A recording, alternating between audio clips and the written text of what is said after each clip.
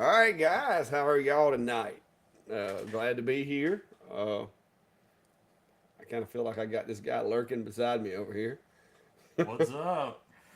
Hey, David. Glad to be in the Clack Shack. So I got Steve on a stick with me tonight. No, I'm really here. Yeah. Contrary to popular belief, I'm not being held against my will at this moment. Sharon's here in case you are though. She said she can call some. She can call somebody. Uh, well, how are y'all guys? I'm gonna go through here and see who all's here. I've been trying to. Me and Steve been working on this project over here for a while, so we didn't get in here very early. And why is my mouse? What has happened there? That's a nice feature. I don't know what's happened there. What's up, Jim? Steven, Cody Elkins says he'll see us in 30 minutes. I'm guessing maybe that was 30 minutes ago. So apparently Cody may or may not be here. What's up, Sharon? How are you, ma'am? Aldrich Custom Crafts. Sharon Thompson. Got two Sharons in the house tonight. Very nice. All right. Larry from Waco, Texas. Hello, sir. Scott Sparrow. Hello from North Mississippi. Brian, how are you, sir? Mark Patterson, Mr. Larry Broom. Larry, good to hear you made it back up to Tennessee today. Good meeting you, and I'm glad you had a safe trip. No mechanical failures or anything like that. That's terrible. So Tom, Brad Ham, Brandon, Chuck, Debbie, Robert, North Alabama Barbecue Bullets and Big Rigs. How are you, sir? Don Owens, Gene Phillips. There's Cody. Apparently, Cody did make it back. So, what's up, Cody? Steve tried breaking one of my genie bits, but it didn't work. I did not. I encourage you to use it to its full capacity. But yeah, I'm telling you, he's trying to tear my stuff up since he's been here. He's like, if you break them, Cody will get you another one. But yeah, if we'd have broke it, I'd be letting you know, but we didn't. So good news there. What's up, Bert? How are you? Miss Sharon, hello again. Victor, Mark. Uh, yeah, Jack wants to know if you got lost. Well, Google tried to get me lost on the way down here, but no. He took the long way here, but yeah, he made it.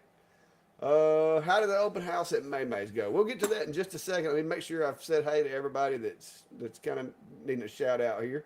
Don't let me forget about that one. We Yeah. need to go over that. What's up, James Richardson from Ozark, Alabama? David from New Hampshire. Dave Ghosty, what's up? How are you, sir?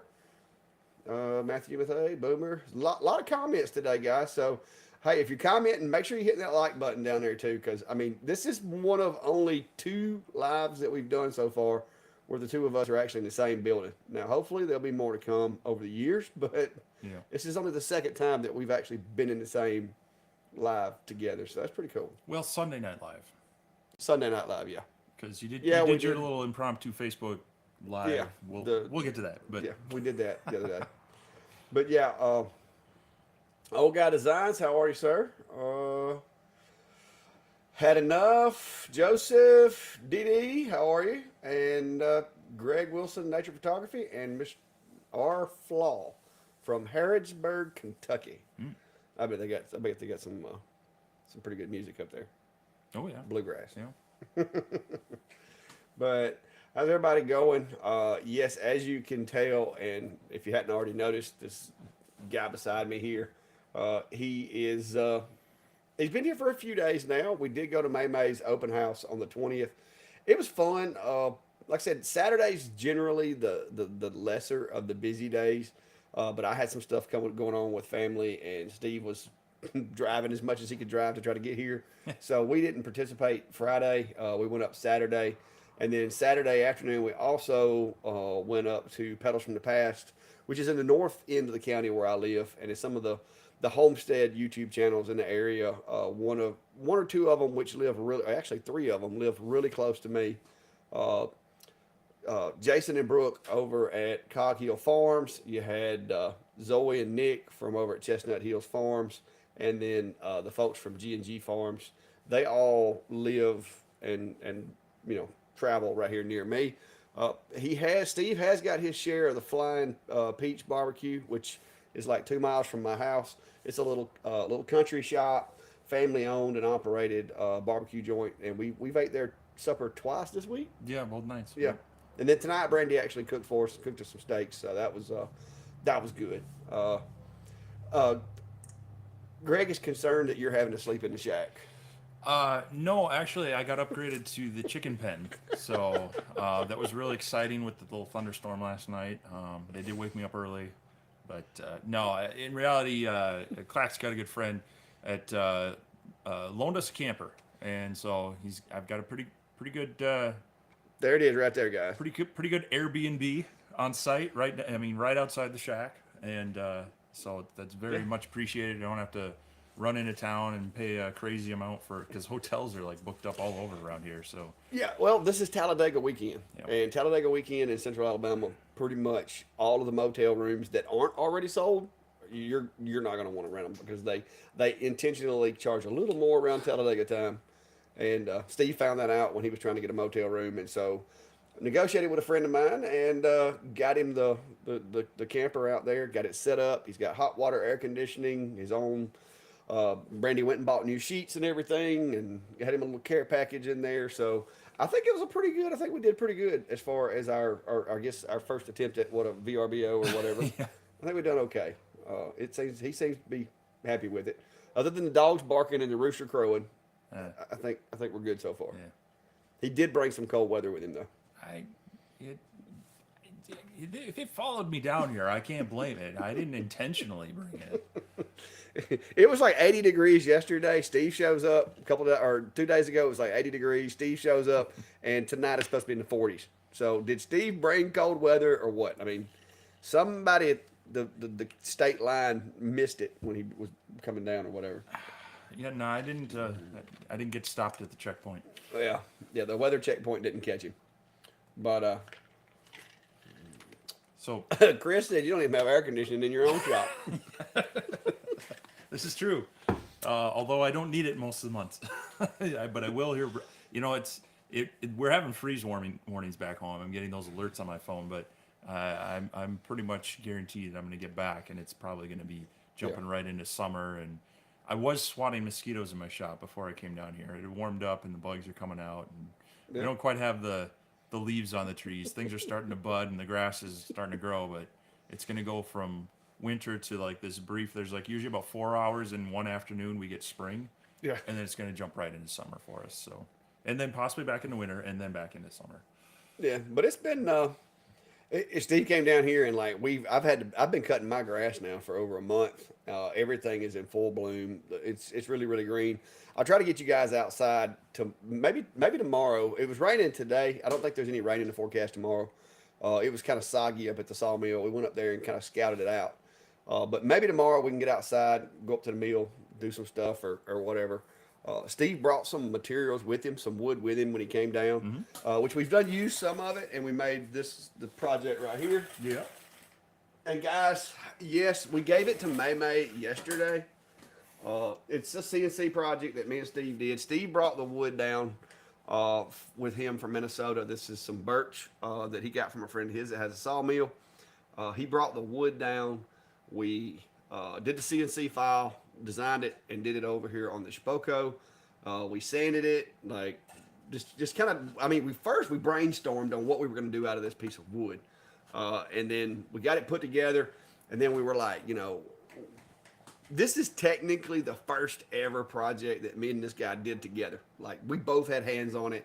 We kind of brainstormed on how do we want to do it? What depth do we want to go here? Do we want to use Cody's bits or somebody else's? No, we didn't have that discussion. But do we want to do a VCarve? Just do it like really deep. Like we did 7 millimeters deep VCarve over here. And then we did like 3 millimeters deep over here with a VCarve. But we used a 1/8 inch to do the clearance pass with. We both of us had input into this. We both sanded on it and fixed it and done all this stuff. So I was like, it's pretty neat. And May, she's been a friend of mine for a long time. She's helped me out with the channel stuff. And so I felt like it was only fitting, since we were coming to her event and everything, that we would, give this to, make something for her. So we made this, and we were like, man, it's pretty cool.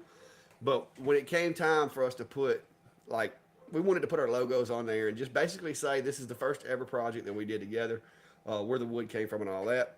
So we had a discussion, like a legitimate 30-minute discussion on whether we put it, on the front edge or up here or under the bottom or whatever. And we decided we're just going to put it on the bottom so that, not everybody has to see it. And so it's where you typically so put a maker's mark. that's what we did, just like most of the stuff that we make, we put our mark under the bottom so that if you want to like validate or, kind of your certificate of authenticity, you can roll it under and look under the bottom. So that's what we did. And we were like, man, this is awesome. This is going to look cool.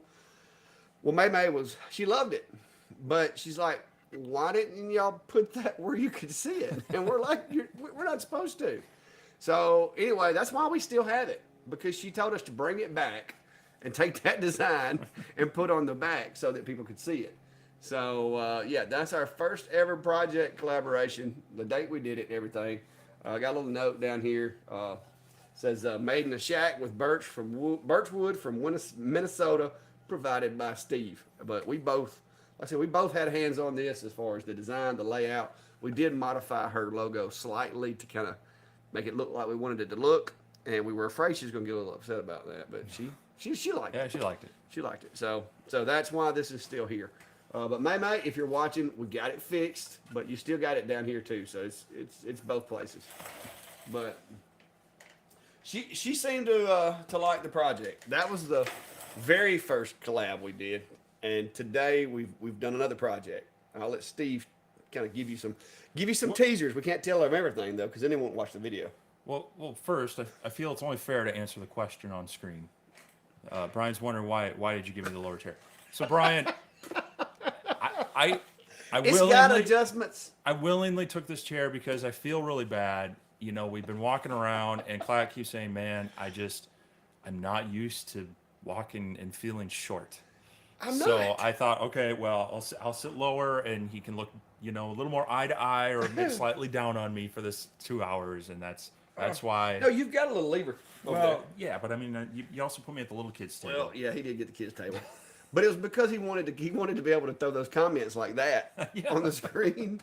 So he's like, I had to get my laptop and sit over here. So, but yeah, it's we've been working on another project, and this is it behind us. And I don't know how much he wants to tell you, so I don't want to really spill the beans on it. But it's a pretty neat project, and this is project collab number 2. Yep. So far. So when we were at May's and we had the portable clack shack out, and if you didn't catch the video, Clack had recently reworked it because you got the Atom Stack A24. He wanted to swap that out for you had the original xTool D1 in there, and this just it's a little more compact, has a little more power, has the viewing all around it, and it makes for a better display piece when out at events, and still allow you to work on it. And I was looking at it kind of the way he had it secured to the top of his bench. Now he's got what is it, like 4 feet by 5 feet or something like that? Yeah, it's like 6 feet long, 4 feet wide. Yeah, so it's a pretty big table where you've got your setup, but you got some product in front of it, and especially this week where I'm at, I'm going to be going over to an event and hopefully being able to do some demos there and using this. But I just had my stuff with, I'd have to have a folding table and set stuff out. So I kind of took his idea and said, let's see if we can make a platform to kind of capture all this. So the laser's kind of held in place on the board. Yeah, and we have I can do the overhead camera. The laser is held in place on the board, and then inside here we've got the honeycomb, and this is kind of held in place. So I'll be able to, if you look back here, maybe you can kind of see in the corner there's a little bracket there. And then all the way in the back, you see we've got the air pump, we got my power bricks, and we've got all the cable management and such. Anyway, we got this kind of worked onto a board that will kind of contain it all. It'll actually make it easier it can overlap the table a little bit, but not take up all the space. And even 3D, I know this is really weird salmon color here, but he 3D printed a little holder for the focus tool as well. So yeah, I have a focus tool. Mine's in the shack. So it's basically a nice way to keep it contained. I wouldn't want to carry this around on altogether too much, but I should be able to like slide this in and out of the van a couple times, and you could transport it this way. It's going to hold things in place, but it's just going to keep everything kind of contained a little bit better. be something you can set up on more of a portable table, folding table. So Yep. we worked on that today. I'm going to try to cut together the video footage here in the next day or two, so you'll hopefully see that as well. But yeah, it was kind of a fun thing to see both of our, how we would engineer things, how we would, route some cables and make different hold downs and such. And how many machines we could use on And one yeah, and project? how many machines from Clack's shack here we could utilize in it. So so that was, yeah, collaboration number 2 is kind of done. We got some more projects in mind, some more things to hopefully get done in the next couple days as well. Yeah. Yeah, we wound up on this one project, guys. We used the Shipoko.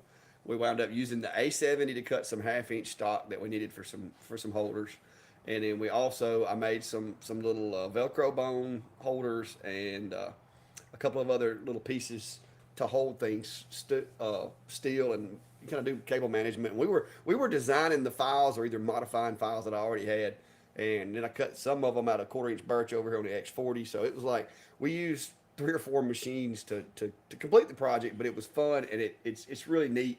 And when he releases the video, hopefully we'll have a little bit better close up view of kind of how everything went together. But it worked out to be a really nice project because I think Steve got a little bit envious of the portable Clack Shack and the way that it was organized.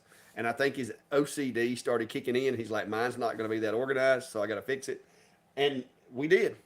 Yeah, no, It looks great. It looks great. It looks great, and I can still, everything's still, Yeah. it's not hard fixed to anything. I mean, it's snug.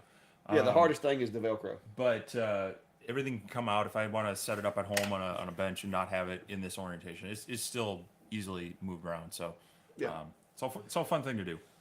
Yeah, that's cool.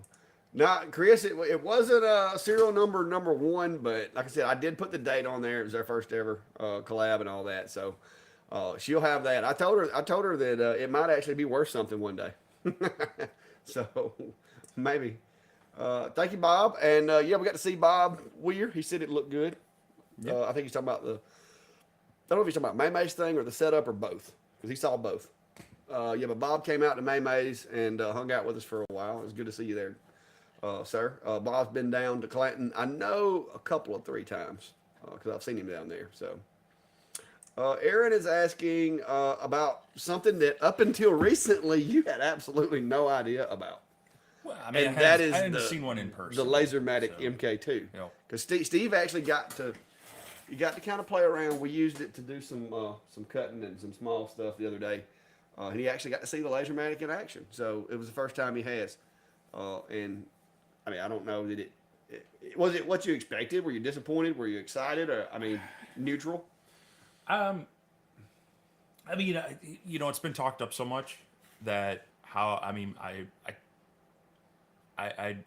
think I had high expectations for it. And in many ways it's got a lot of things going for it. In some ways it's another diode laser, so Yeah. but it is finished off really well. The thing that I think you like most about it, that I'm attracted to it on, is the fact that the honeycomb locks in place with pins, and you can key off that 0 on the corner of the honeycomb is 0 on the laser. Basically, the edge of the honeycomb is the boundary. So you can really key off of that without having to set up a lot of extra stuff to. I mean, you could use that as a real base. Yeah, and that's what we were doing when we did because we actually did Maymay's plaque thing on the MK while we were working on some other stuff. We started it and let it burn. So he actually got to see it. He got to see it running. But yeah, he it's a decent machine if you're just getting into it. As long as the work area and guys, like I said, I wouldn't say relationships, but I work with all the different companies. I don't pick, choose, or prefer one company over the other per se. Some of the companies like sending me stuff better than others. Same with Steve. I mean, we have certain companies that will basically ask us, will you please take this machine? And then we have other companies that aren't quite so generous. But, I haven't really run across too many bad machines so far. They all have their strengths. They all have their weaknesses. I do find that, some machines excel at some stuff. Like I said, the Roy, the MK2, not a bad machine for somebody starting out, as long as you're good with the work area, as long as you're good with it being in an enclosure And there are some limitations that come with it having its own enclosure, as far as you can't add some of the things that like I add to my enclosures, because Steve's kind of been pouring over some of my enclosures because I have changed them since he was here last, and I think he's probably going to steal a few of my ideas when he gets back home. But I like to do different things with my enclosures as far as ventilation, air extraction, and stuff like that. That a lot of the companies, I still feel like, as good as the machines are, they still is a lot of room for improvement when it comes to exhaust extraction. I still think they're missing. I mean, they're putting them closer in the back and closer to the bottom. I'm still waiting to see that machine that has it coming straight down through the bottom of the machine and limits access from the debris and the smoke to the laser module. Haven't seen that yet, except in my own custom built enclosures. So maybe one day. But the MK2, it's not a bad machine.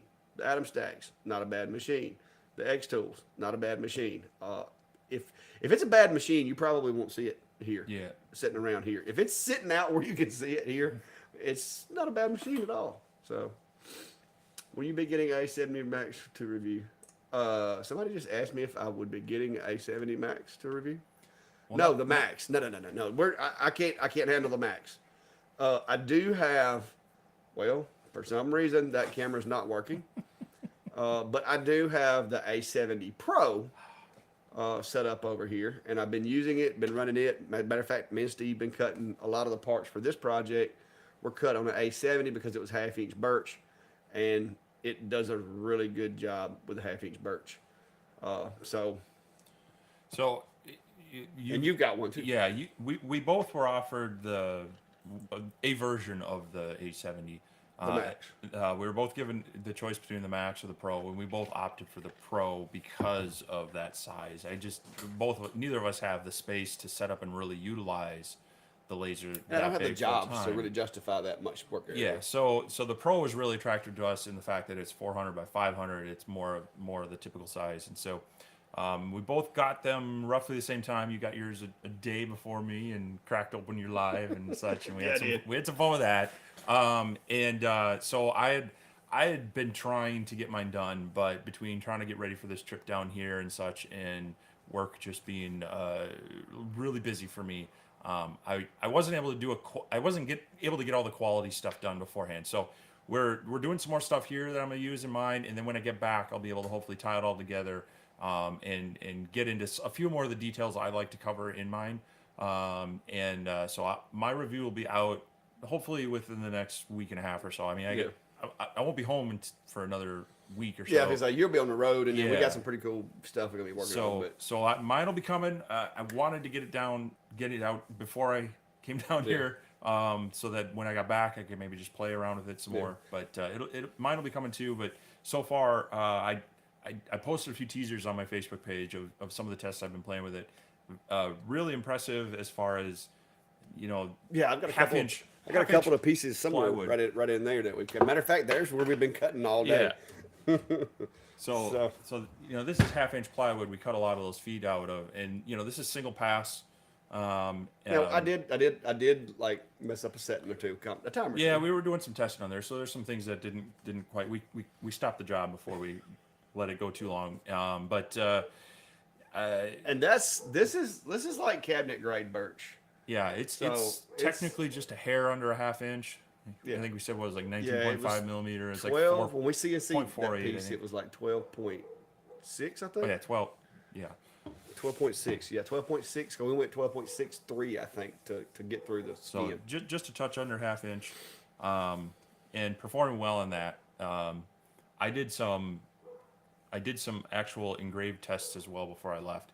So while it's going to have a little less quality than your 10 and your 20 watts. Yeah. But I think they're doing better with the combining lenses, and they're getting that spot size to kind of stay more consistent, even from the 20 on up to the 40 and the 70s. But that's one of the things I kind of want to test. I've got the 40 at home, I've got the 70 at home, I've got the the 20 watt machines that I can compare it to, really kind of see material to material. Seeing how that curve changes is going to be the best kind of indicator of that spot size. Yeah, I think there has to be a little bit of an increase, but it's not enough to really. especially for cutting. It's because I mean most of these pieces of this half-inch material we're having to punch them out anyway because it's because the material is so wide it just won't fall flat down. So if it had too much curve, those pieces would just drop. But Yeah. it's I think it's good for what it is. It is definitely thinner than a bandsaw. The kerf is Oh, yeah, definitely yeah, thinner than yeah, a bandsaw. yeah, yep. Bob's wanting to know how we got the black on Maymay's plaque so dark. This is Bob. This is a CNC project. This is not laser.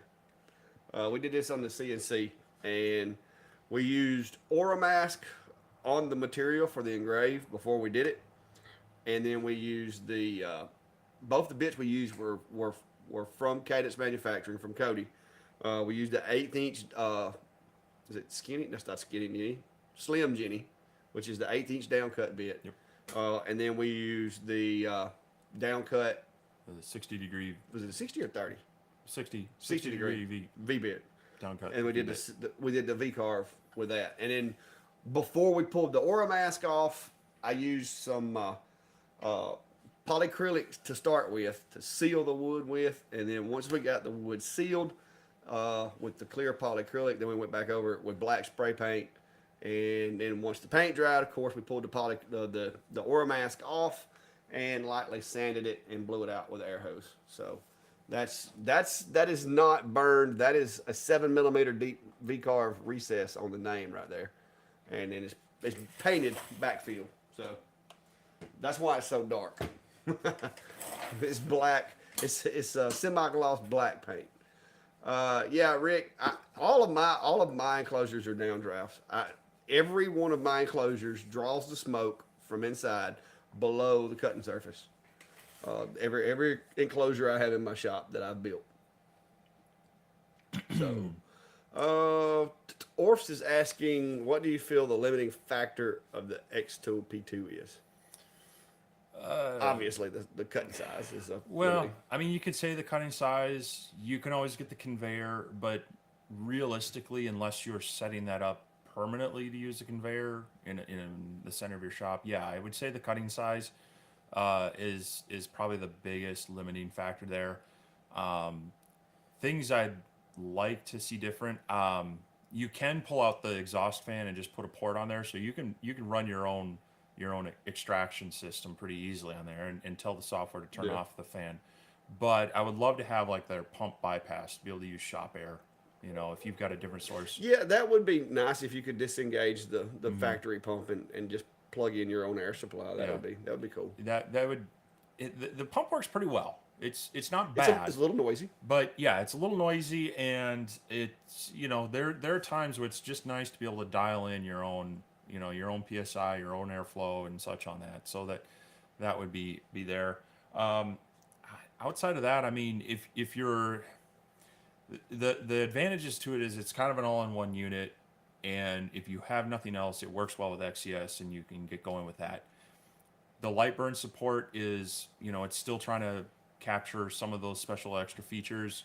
The cameras aren't necessarily usable yet in that, so if you're using it in that aspect, you're going to have some limiting factors there. And dollar for dollar, there are cheaper ways to get into a CO2 laser, but this is a nice kind of compact, all-in-one. And I think it's more geared toward people like that started out with like an xTool D1, Yep. and they got familiar with the software, familiar with the company or whatever, and liked it, and decided they wanted to get into CO2s. There, like you said, there are other CO2s that have a bigger work area that you can get cheaper than this one. xTool, there is an infrastructure and a kind of a, it's more you're buying like a kit, like the whole deal, whether it be the software or all these different things, access to their materials. The Glowforge machines were one of the first ones to go for this whole. You don't just buy the machine; you're buying an environment. You're buying the machine, you're buying the materials, you're buying the files. And I think that's where a lot of these machines go. You don't have to go down that path. You can go with the, just buy the machine, and then you bring the software and you bring the files and stuff, and go that route too. They do cost. The xTool does cost a little more, but it has appeal for some people that want especially that package. So it's, you know, it's not a bad machine. Uh, yeah, the MK2. Yeah, they came out with that leak kit. I need to get me one for mine, I guess. But I don't worry as much about it. But mine also, every now and then it hit that crack, and it will shine some blue light down the bottom of it. It did that on us yesterday, or day before yesterday. Yep.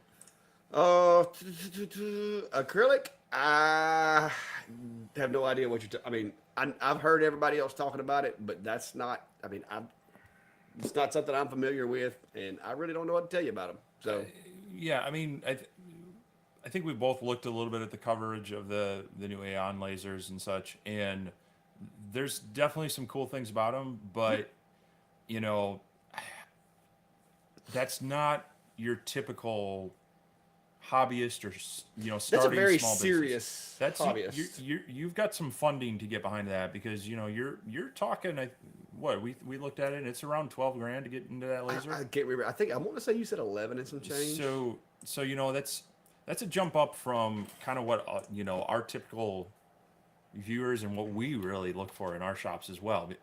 It looks like a nice laser if you're an established business, or you've gotten that massive No, number of jobs and such. The 7. They said the 9. Okay, I got to find the 9. I haven't. I thought that was it. So I mean, it is a bit of a step up from your typical lasers that we look at, and a lot of the people that follow us are probably working with as well. So I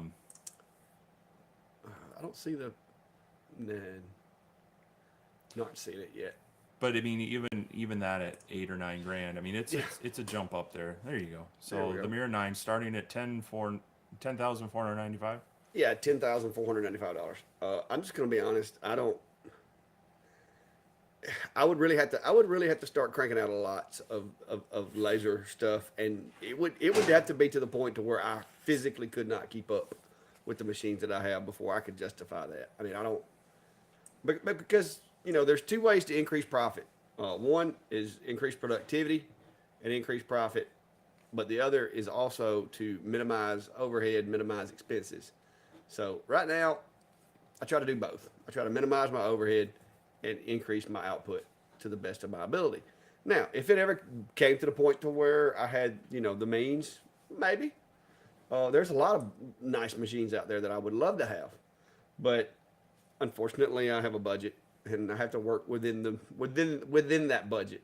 Because if I get too far off into the weeds with my budget, next thing you know, the clack shack is broke and can't keep the lights on, and then everybody comes and gets all my nice equipment and takes it away. And so, yeah, maybe one day, but yeah, not currently.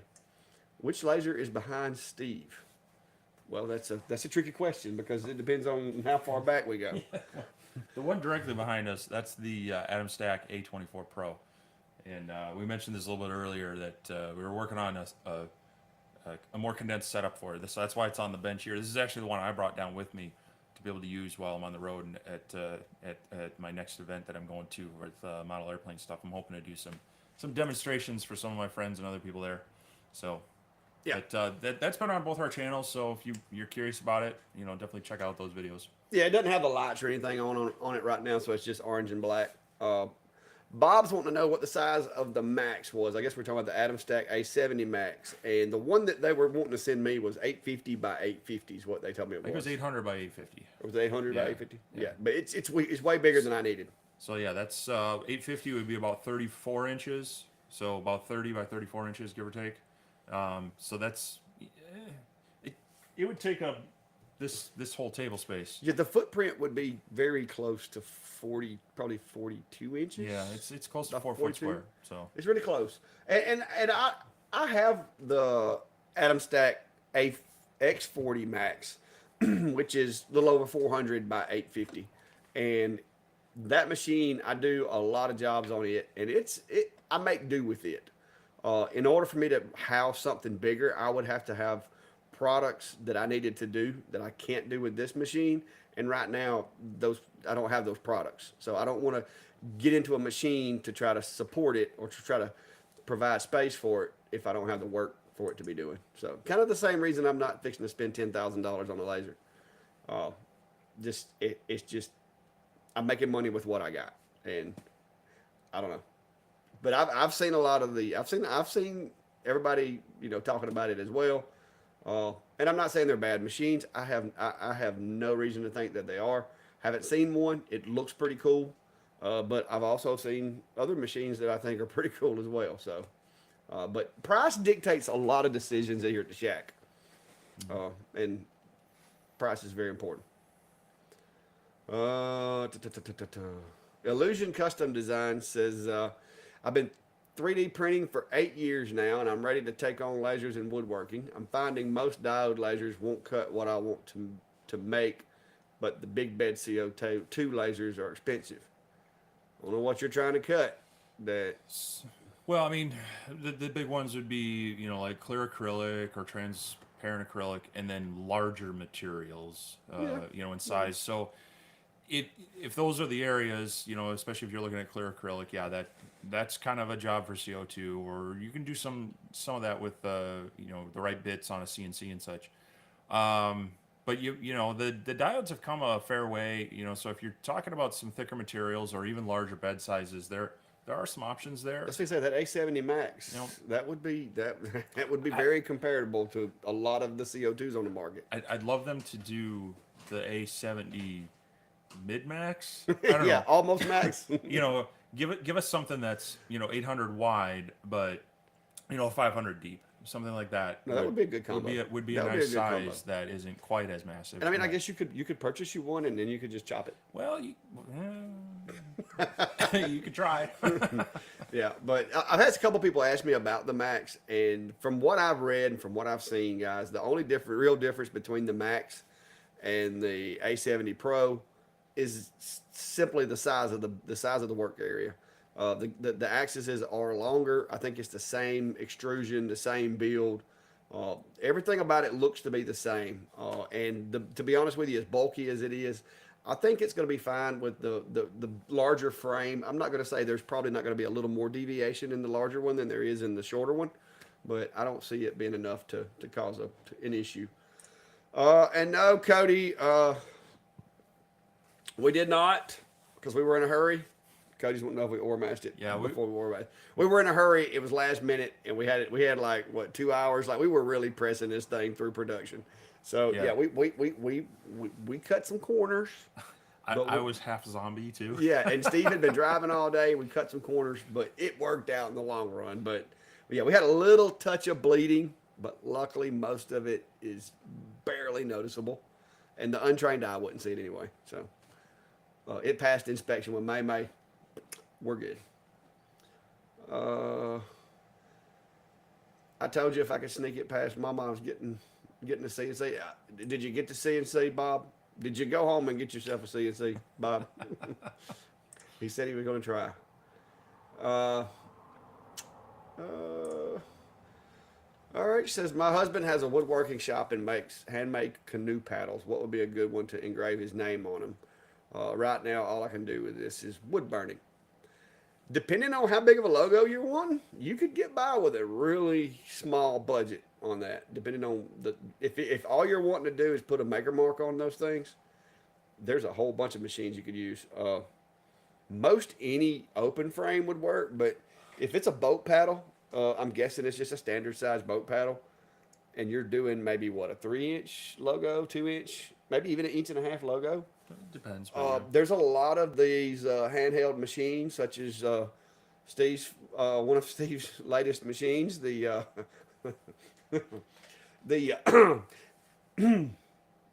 which one? Hang on.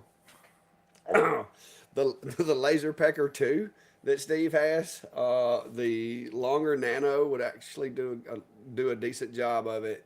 The xTool F1 would be a good one. I mean, there's a lot of different machines that if you're just wanting to put a mark on something like that, you could, especially if you built yourself a little jig for it, you could really churn those things out if all you're wanting to do is put a logo on those.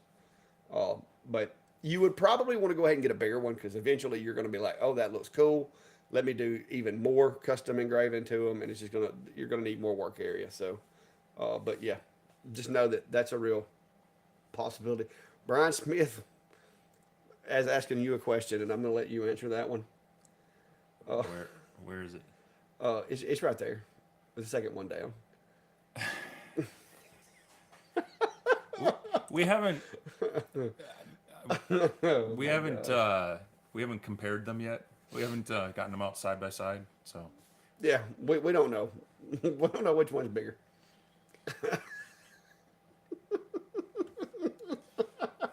Golly, these people. Oh, I can't help it. I'm so adolescent. Who named that, by the way? probably the people who It was developed it. somebody should have talked to them about that. The logo is a woodpecker. Well, I get that, but anyway, it doesn't make clicking noises. If it does, you have a The laser problem. behind Steve looks like a dark side version of the MK2. I mean, it's very similar in many ways. It is a Atom Stack A24 24 watt. It shares many of the same characteristics as the MK2. It is slightly smaller, and out of the box, it does not jig with the honeycomb out of the box. But with hang on.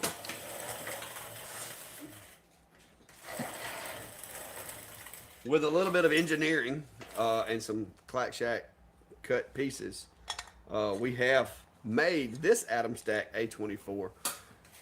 The honeycomb does work as a jig now, and it's completely stationary. It can't move. I mean, it's a good machine. I like them. We ran mine at May's event Saturday, and it runs great. The camera works good. I mean, I didn't calibrate mine yet, but it's a good little machine, and they're relatively inexpensive. But once you start adding parts to them, it kind of adds up. But if you have a limited work area, it would, it might have that might be an advantage you're looking for. So, yeah, Nancy. When they asked me if I wanted to try out the conveyor for the P2, I told them I would never use it because my shop is too small, and where I have to put the P2, it would just mess up my whole like travel lanes and all that through the shop. So it's not something that I would be interested in. Steve has it, but I don't think he's used it a whole lot yet. It's still in the box. And that's the whole problem is I've got to basically find time to move a lot of things around in my shop to get it set up right. And then it's going to be, like you say, it's going to be in the way. And I've got a little more space to work with in my area, but it's just, it's so hard to commit to that space. And yeah, disassembling and reassembling it's not Yeah. it's not a quick and easy thing to do necessarily. So it's a little, and then you got to store all the parts and such. So it's really, you got to have, if you're constantly doing like long door Yeah, if you were kind of engraving things, surfboards every day, maybe, or something. something where you needed that, Yeah. it might make sense. But as a one-off, I don't know. And I've seen Yeah. a few other conveyors options come out for other lasers, and when I first looked at getting a CNC machine, there's this thing called the flat printer, and it was really meant for feeding sheets of foam through, because I was looking at it for my model airplane hobby, and I knew a couple people that had them, and they were okay. But the thing that appealed to me was it was inexpensive and it was something easy to use. But I was quickly talked out of it because that conveyor action, that feeding back and forth, is just another layer of an area for errors to It's be just introduced. another potential point of Yeah, failure. it's another point of failure and such. And so, Yeah. it's. I'm not saying it's bad or that it doesn't work well, because I haven't used the one, but I think it's you're going to need to have that purpose use quite often to find it something that you want to deal with. Mark says you can only keep one laser in the shack. Which one is staying? You know the answer to that. Which one? Which one do you think it would be? If I had to throw them all away but one. Right now, it's going to be the X40. Yep. Yep. because the X40 can do basically everything the other ones can do, except for it can't cut half inch material. But my X40, well, I mean, it could. You could, but it's not just as gonna be fast. slow. Yeah. But I mean, if I had to toss everybody else out, yeah, the X40 would be the keeper. But that's because I make a good majority of the money that comes into my building is made from signs for. Just like I've got two of them that we got to make this week. I've got two signs for my. I've got a lady that does balloon arches and photo backdrops, and that's what she does. And so I do text like, she said yes, or it's a boy, it's a girl, congratulations, happy birthday. I'm working on one for a couple of athletic teams now. I make these big signs that are, 36 inches. Like each word is like 36 inches long. And I do a lot of those. I do my stove covers. I do a lot of projects that I have to have around 36-inch work area. And so, yeah, at this point, I would toss everything. My enclosure Zilla is that is my enclosure. There it is right there, the sleeping giant, because I got the lights turned off. But that enclosure Zilla is my go-to for most everything. The only time that I really don't use it is if I just, if it's a quick job or if it's something that needs a whole lot of like real fine detail, or if I got multiple jobs going, I'll bring the others in. But this machine works more. I use this machine every single day. Like there's not a day that I come out here I don't burn something on my X40 Max. But it's because of the work area size and because of the jobs that I take in. Because I got a lot of folks in my area that have glow forges or that have D1s or tours or whatever. I got a lot of folks in my area that have a 400 by 400 or they have a glow forge, and they gobble up a lot of the jobs because they have those machines. But when somebody says, hey, who can do me some 30 something inch letters? They're like, oh, my machine's not big enough. You'll have to go talk to the clack shack. And so that's the market that I'm in. That's where I fail. You saw just last week, I had people, the local trophy shop, they've got a Thunder. It's a nice machine, but he couldn't do baseball bats. So I got an order to do 15 baseball bats because they can't fit baseball bats in their machine. And it's not if this machine tears up today and blows up, I mean, yes, I know an X40 is not cheap, but it's also not $11,000. Mm-hmm. So, I can replace it without having to go get a mortgage. So it's all in what you want. It's all in what you have the work to support. Don't out laser your business. So along that lines, Nancy's asking, what's your opinion on Monport 8-watt autofocus? How difficult and cost-wise is it worth? Now, you have a friend who has the 60-watt He has the 60 watt with autofocus, which is about the same frame. Yes. The 80-watt has a longer extension you can get on the that. tube. You can get that particular machine. I think comes from a 60 all the way up to 100. Yep. And I was impressed. I'm not gonna lie. For the price, what he told me he paid for the machine, I was impressed with the machine. Yeah, I mean, now it's light burn, like basic light burn, like functionality. No bells and whistles. It ain't got 3 cameras in it and all that. It did have a camera, but it's a no frills machine. Yeah. But for what he paid for it, the size of the work area, automatic Z, all of that, it wasn't a bad machine. That's what I told you. He changed my mind about Monport machines. Been able to help train him on his. Yeah, well, and I wouldn't judge a company too harshly on any other, like the K40 variants. That's a very basic entry-level machine. You're going to get some basic tech support. You're probably not going to get the premium support that you might from Aeon or Thunder or some of the slightly more expensive ones. But you're getting a lot of laser for not a lot of money. Yeah. When you're getting that CO2. Now it's going to take up some space. Yeah, I mean, I will say his looked less like a spaceship and more like a refrigerator. Yeah. But it worked. Mm-hmm. And I looked at it and I was like, you know what? Where the stepper is, it wouldn't be that hard to get to adjust. The mirrors, the way some of these mirrors go in can be a little finicky, but if you do things right, you keep things tight, you don't go messing with stuff, you rarely have to adjust those. We took his machine and like I said, he was having some problems, not with the machine, but with light burn, his configuration. Using the automatic focus and all that, he didn't have it set to relative, and there was a lot of just little settings in light burn that some of the documentation did not explain good enough for him to understand it. So he had basically got frustrated and called me and was like, "Hey, can you please come help me hook this up?" Yeah. And I had never messed with one of those Mon ports, and I told him, I was like, "I've never worked on one of those machines, but I feel like my experience in Lightburn, I'll be able to figure it out." And we did, and he's cranking out some nice projects with that machine, and it was running some crazy speeds, and he's got the 60, but the 60 watt. The only difference between the 60, the 80, and the 100, I think, is the tubes and power supplies and the internals. The frame is basically the same. Oh yeah. See, there you go. Aeon is expensive. Mira 9 maxed out $30,000. Yeah, no, I'm good. Well, I mean, it is expensive, and so, but they're going after market. But you know, maxed out, you're getting an RF tube.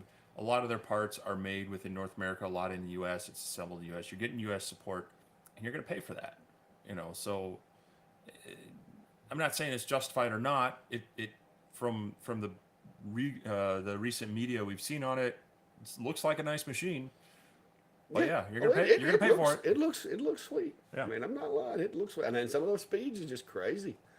But you know, hey, there again, I'm pretty sure that there's probably a Mercedes Benz something or other that rides better than that F-150 I drive. I'm sure there is. I'm pretty positive. But it ain't in the budget, guys. So if it ain't in the budget, it ain't getting set into my driveway. Same thing with machines goes. If you have the jobs coming in, the time to devote to production to offset the cost, and that's what you want, go for it. But if you're planning on borrowing this money in hopes that you're going to find a market and you're going to be able to sell stuff and you're going to be able to make all this money, have a plan B, please. Yeah. Because, you know, it's risky. And the other thing with some of those is you're often going to get your delivery may be from the company themselves. They may in some of these higher end lasers, they're going to have someone assigned, maybe remotely, or if you pay a little extra, they may be on site. So a lot of that is paying for that support as well. So if you're in business and you're doing this well and you have to have that machine running and that's your only machine, you better have a plan for your backup, whether it's spare parts in your knowledge or a spare machine, or you've got a rock solid agreement with that manufacturer that you got like a 24-hour response for they're service going to tech next or day something. parts out and get you running. Yeah. So that's kind of what you have to weigh in that business and such. But that's sometimes what you pay for when you're getting these nicer machines. You know. And if that's something you gotta have, then you probably gonna want to get one of those. Yeah. ET, I haven't used the WeCreate since they've changed it. I got tired of waiting, and I had a buddy of mine who was brand new to lasers, who had never used a laser, and so he saw the WeCreate and was like, "Hey, I'd like to try that one out, see if I can learn it." And since he'd never used Lightburn, he actually likes the thing, and he's using it. But he wanted something he could run inside his house, and so it's currently not here in the shack, so I haven't been able to test how functional it is. I heard through the grapevine that there is still got some bugs with the software. I've been paying attention to it. I still have mine. I haven't gotten the chance to update it and test it out. But I've been kind of paying attention to the forums, and you got to take that with a grain of salt. You know, you hear mostly from the people who are having problems, but I noticed some people were upgrading their firmware, still trying to use the WeCreate software and running into some issues, and others were struggling with the update. So, you know, often with a big change like that, you're going to have some growing pains. I'm hoping that after I get back and get caught up, you know, maybe in a few weeks I'll be able to run that, and because that was one of my big disappointments with it. I really wanted to run the Lightburn software with it and not have to export and really have the full control of it that you get with that. So I'd like to give it a shot again, try that out, but you know, I'm gonna maybe let them get, you know, version whatever 0.2 out. Yeah, get through with the new beta and give that a shot. Belly Goat. There's a lot of companies out there that make like standalone modules for DIY stuff. If the thing about it is for most of the modules, especially the newer ones, like for the A70 and stuff like that, you're not going to be able to just purchase necessarily just the module and have the autofocus. You're going to have the controller to go with it, as well as power supplies and stuff like that. And so you're going to need to find somebody who sells basically a standalone module with the power supply that is going to be compatible with whatever you're trying to put together. A lot of times, I'm gonna be honest with you, I looked into that with my sawmill. I looked at making my own sawmill instead of buying one already put together. But by the time I did the calculations on material costs, time invested, engineering, re-engineering when something didn't work, I made the choice to buy a sawmill that was already put together and tested. So a lot of times that's what you're going to run into is if you try using miscellaneous parts, you're going to run into compatibility, mounting issues and that type of thing. But I know JTech Photonics sells a lot of laser module kits, and they have a range of different power outputs. And their kits are made to be either DIY CNC'd or added on to a spindle CNC or whatever. So that might be a good place to look. Would be at JTech. They support the Onefinity machines as well as I think they've got some of the other ones, Shape Ocos and some of that. So some of those kits would work really well if you had your own, driver set up and controller set up already. That being said, they might not be the cheapest. For the price of some of those, you can also gut another one. So maybe Yeah. Whether you find someone who's upgrading theirs, if you feel like a 20 watt is fine. If you can run around, if you can run around and find if you can find a busted up, 40 watt or 30 watt atom stack, those machines are pretty solid to me. Yeah. But yeah. Burn Carve Print says we're getting really good with the green screen. It looks like we're in the same room. Yeah. It does, doesn't it? But we are in the same room. I would just reach over and knock his hat off his head to show you, but I'm not gonna poke him in the eye. That wouldn't be very nice of me. There he goes. I've got the stick. He's actually got my Steve on a stick. So, Mark, do you have a CNC? Because this is a conversation that we've been having this week as well. I am about to take my small enclosure, which when I say small enclosure though, I mean the enclosure that houses my A70 Pro. I'm fixing to design a CNC file so that basically if you have a CNC with a, like say if you had any of the 2 foot by 4 foot machines, you would be able to download this file with the appropriate size plywood. You could cut out all the parts, cut the recess out, order the JTech Photonics glass, drop it in there, add the hardware, and have an enclosure. So that's going to be my next venture is trying to build that file for an enclosure similar to the one that I've got. It's going to take me a while, I'm sure, because I got so much other stuff going on. But no, you wouldn't want me to build it and try to ship it, Mark. These things are heavy. Mine's made out of 3/4 inch birch, and although it does a good job of keeping down the noise and protecting you, it is very, very heavy.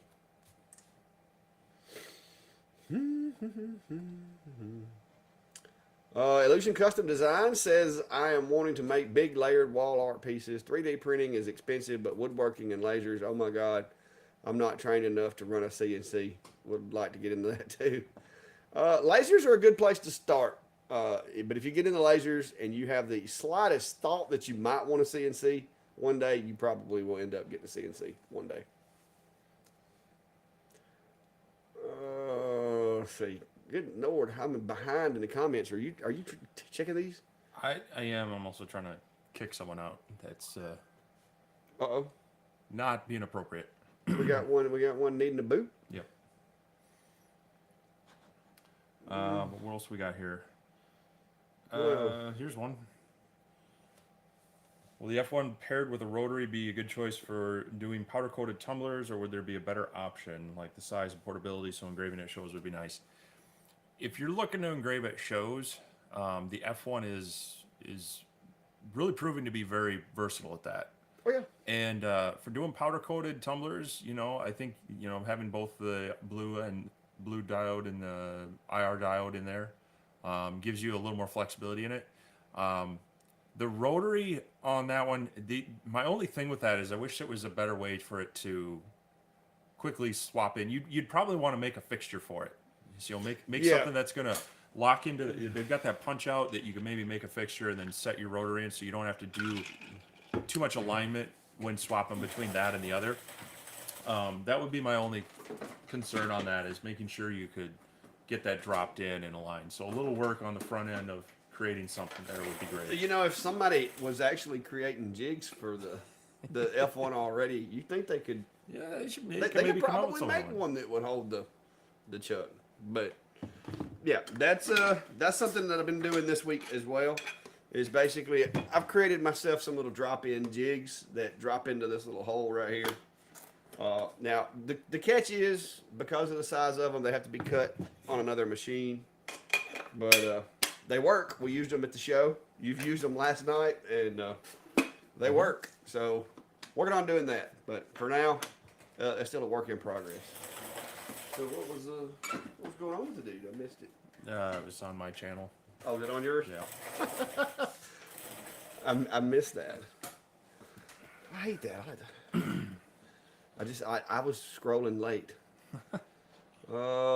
Somebody's asking about the air filter system for the F1 with slide. Can you recommend air filter system for F1 with slide extension? No. It's the problem with most of those air filter systems is they're just too small.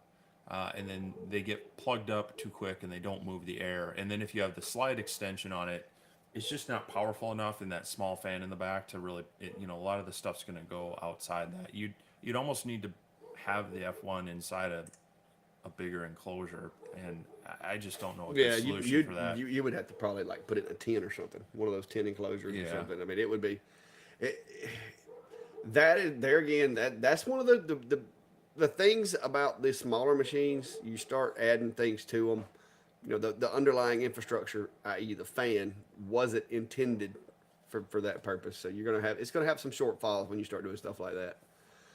North Alabama, for some reason xTool changed the spacing on the D1s after about the first 6 months. They moved the legs, and then even after that, they were terribly inconsistent in leg placement for some reason. I don't know if they kept changing out their machinery at the factory or what, but yes, there's a couple of different variations. They have two different size leg holes.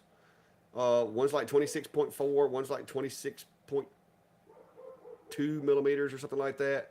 There's two different size legs, and there's also two different size leg spacing that was brought to my attention for the xTool D1s.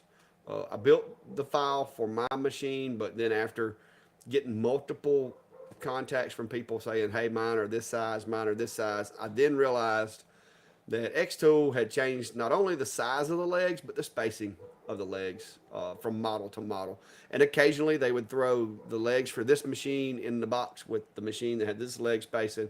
So you have to do a lot of measurement to know for sure which file you need to use, but I do have multiple files in that folder that can be selected from to whatever, 69, 79, 89 Cadillac you may have. Because that's the way it is sometimes with those machines. It's like they had a big box of legs and they would just pick random legs out and stick on a D1. Lone Star adhesive leatherette. No, I haven't. Steve's used more leatherette than I have. You've got some on your hat now. Yeah. This is more of the leatherette I think you get from JDS Industries. Mm-hmm. I've gotten some. It's the same type of material. Like xTool sells a version of it, and then I have from VectriC. They have their leatherette stuff as well, and they are, but they don't have the adhesive back. It's actually more of like a felt back, and so they all engrave pretty well on everything. I've tried it from everything on a 5 watt on up to. I've done some on the xTool S1 40 watt. I haven't, you get into higher power. It doesn't take a lot of power to burn these off. So when you're getting into the higher power ones, they're a little bit trickier to dial in the range. Cause usually I'm around 20-ish% in power. And it works pretty well. I to apply them, I actually have a heat press, or just a Viver heat press that I've used, and it works okay.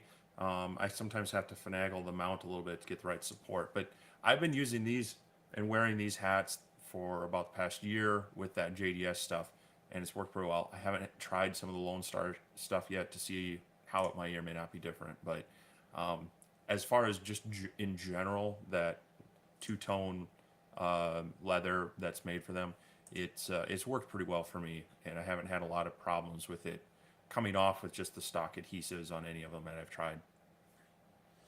Oh, I see what y'all are talking about. This guy now. Yeah, I got them. Yeah. Hey, I can drop a Public, pin, so- bro. I'll drop you a pin. You can come. We can come party. You won't like it. I love it when people try to pick a fight. Yeah. Yeah. Lasers are the gateway drugs to CNCs. I did the reverse. Yeah, you came from CNC. Yeah, into laser. I first started with CNCs and then got into lasers. But yeah, for a lot of people, it's easier to get into the desktop lasers. You know, you're seeing some of the 5 watts now under $300, and then it's easier to jump into a higher wattage one, and then some of these nasty channels start showing you some of the cool projects you can make with them, and then you start wanting to get a CNC machine as well. But Well, you like peer pressured me into getting a CNC. there was no peer pressure. It was Oh, just it was lots of peer gentle pressure. encouragement. There's lots of peer pressure. Gentle encouragement.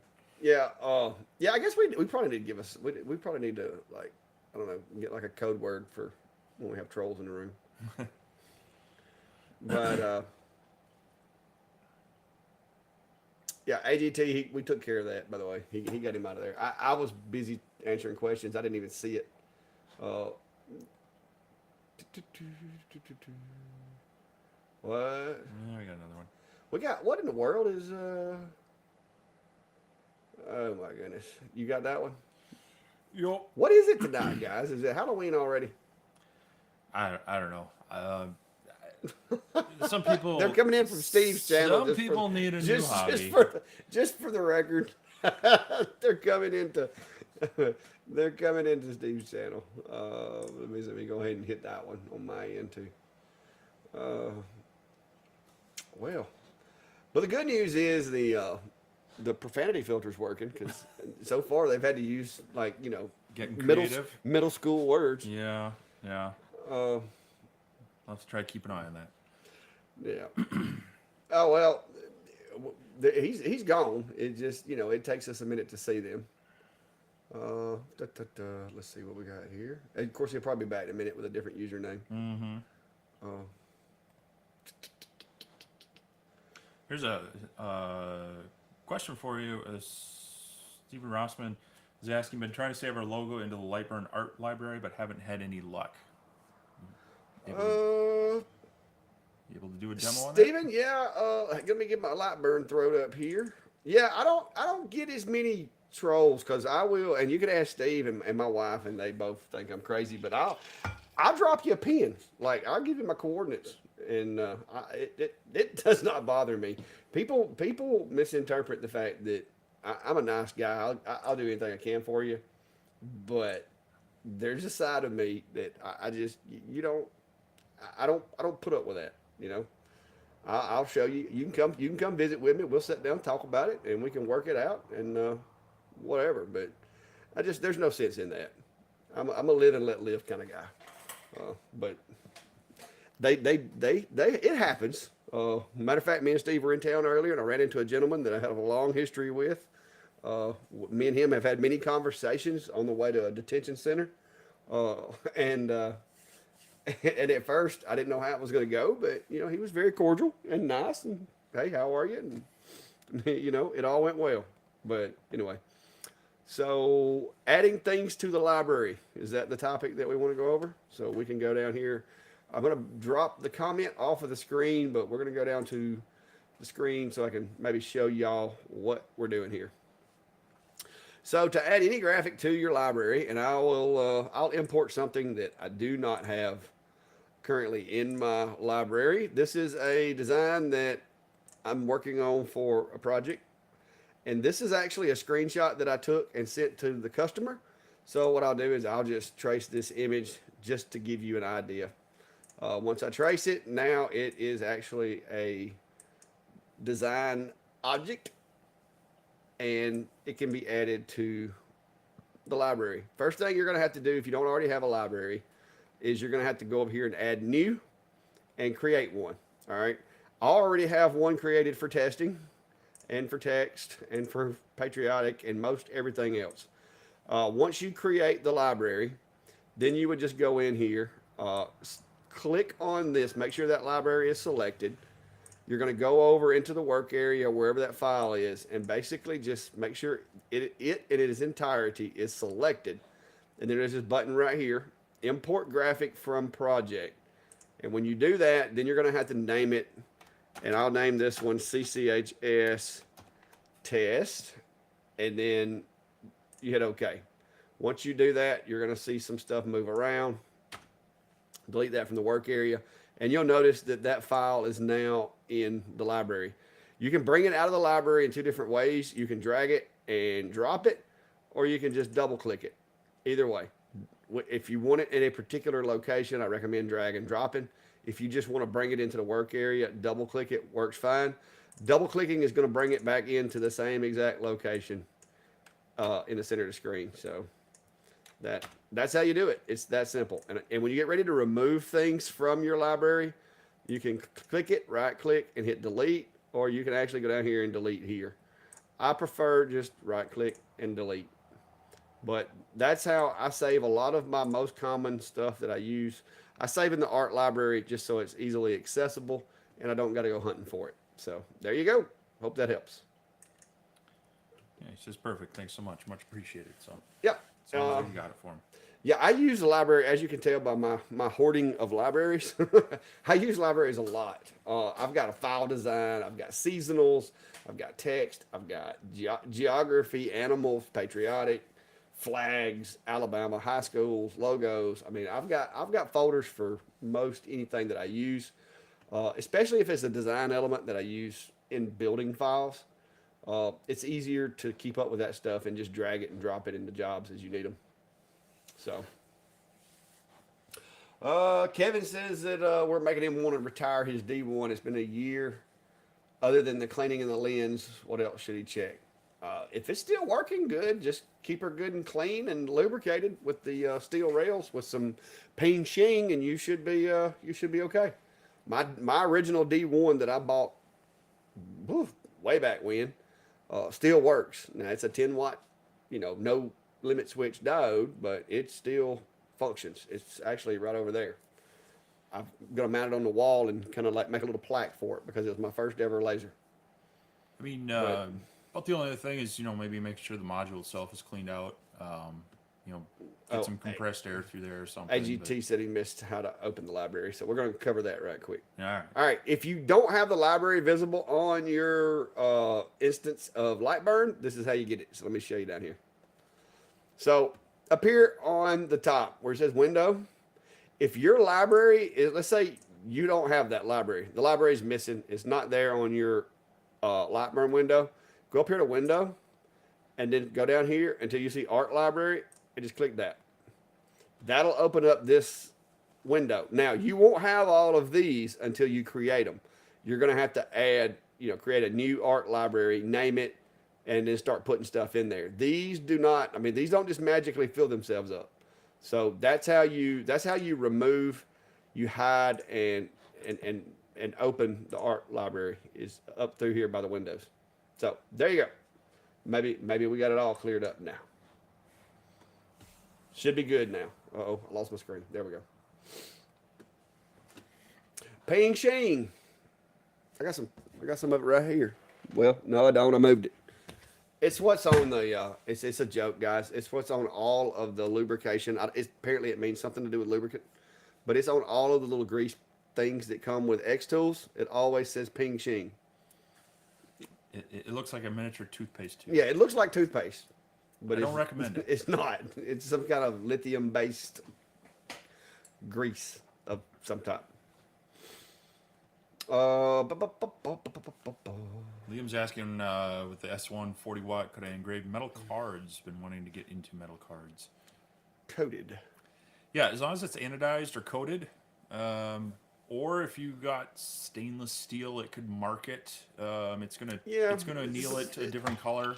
it's not going to be really impressive. But But yeah, your other option then with metal and the blue diode, especially at the 40 watt powers, you can get yourself some Surmark spray and do that as well.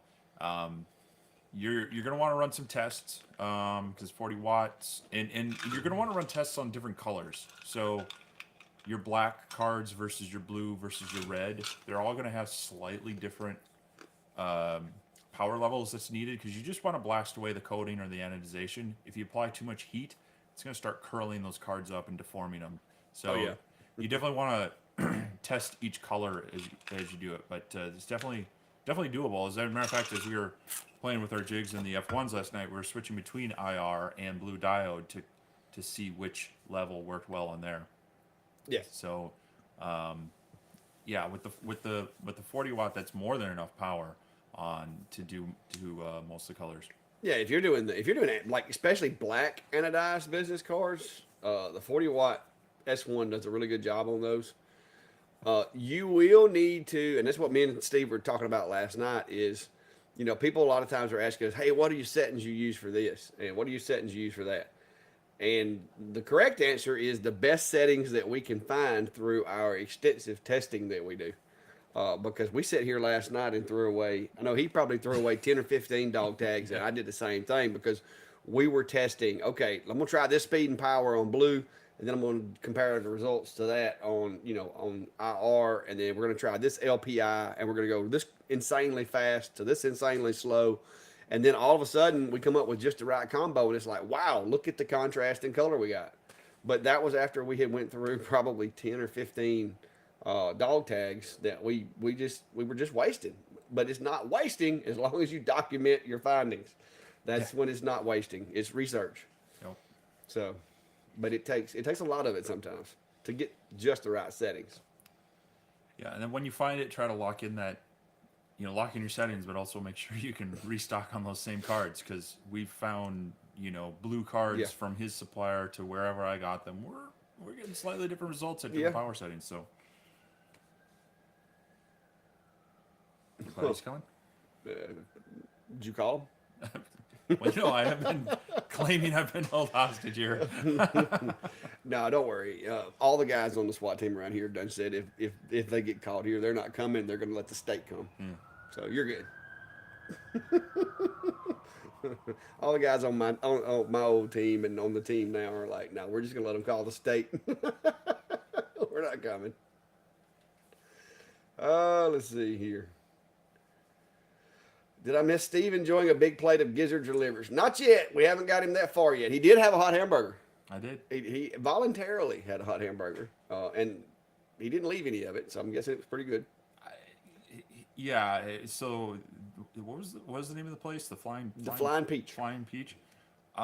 It was kind of funny because Brandy was kind enough to go get us food, and there was this is one of the places where they only cook so much. So when they're out, they're out, right? Yeah. So I think we both asked for a side of coleslaw, and they dished mine out, and then they told her like, well, we didn't really have enough for a full serving, so we're gonna give you an extra bag of chips or something. And I'm like, I open it up, I'm like, the thing is full, like this is beyond a healthy portion.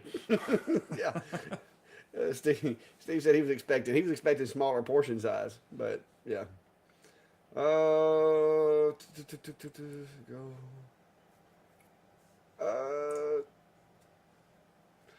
Well, yeah, Liam. Like I said, there are different cards have different results. If you're going to be doing them with a diode, I would strongly recommend you stick with black with silver background. But you can do other cards. The lighter colors with a diode is going to be more of a challenge. But you can do some. You can find some cool colors and stuff like that, even with a diode. But it's going to require a lot of testing. So be patient and just test.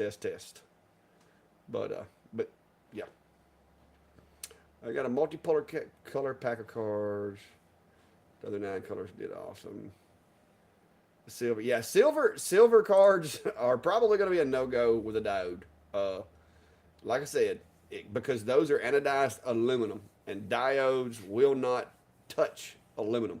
Now, am I going to say you can't get it hot enough to make it warp? Yes. But as far as any kind of distinguishable markings or anything, you're not going to do a lot with aluminum with a diode. Uh, There's one from Sketchit. Do you ever open AI files in Lightburn? If so, have you had any issues with it stopping mid-burn since the latest update? we actually, I've had some.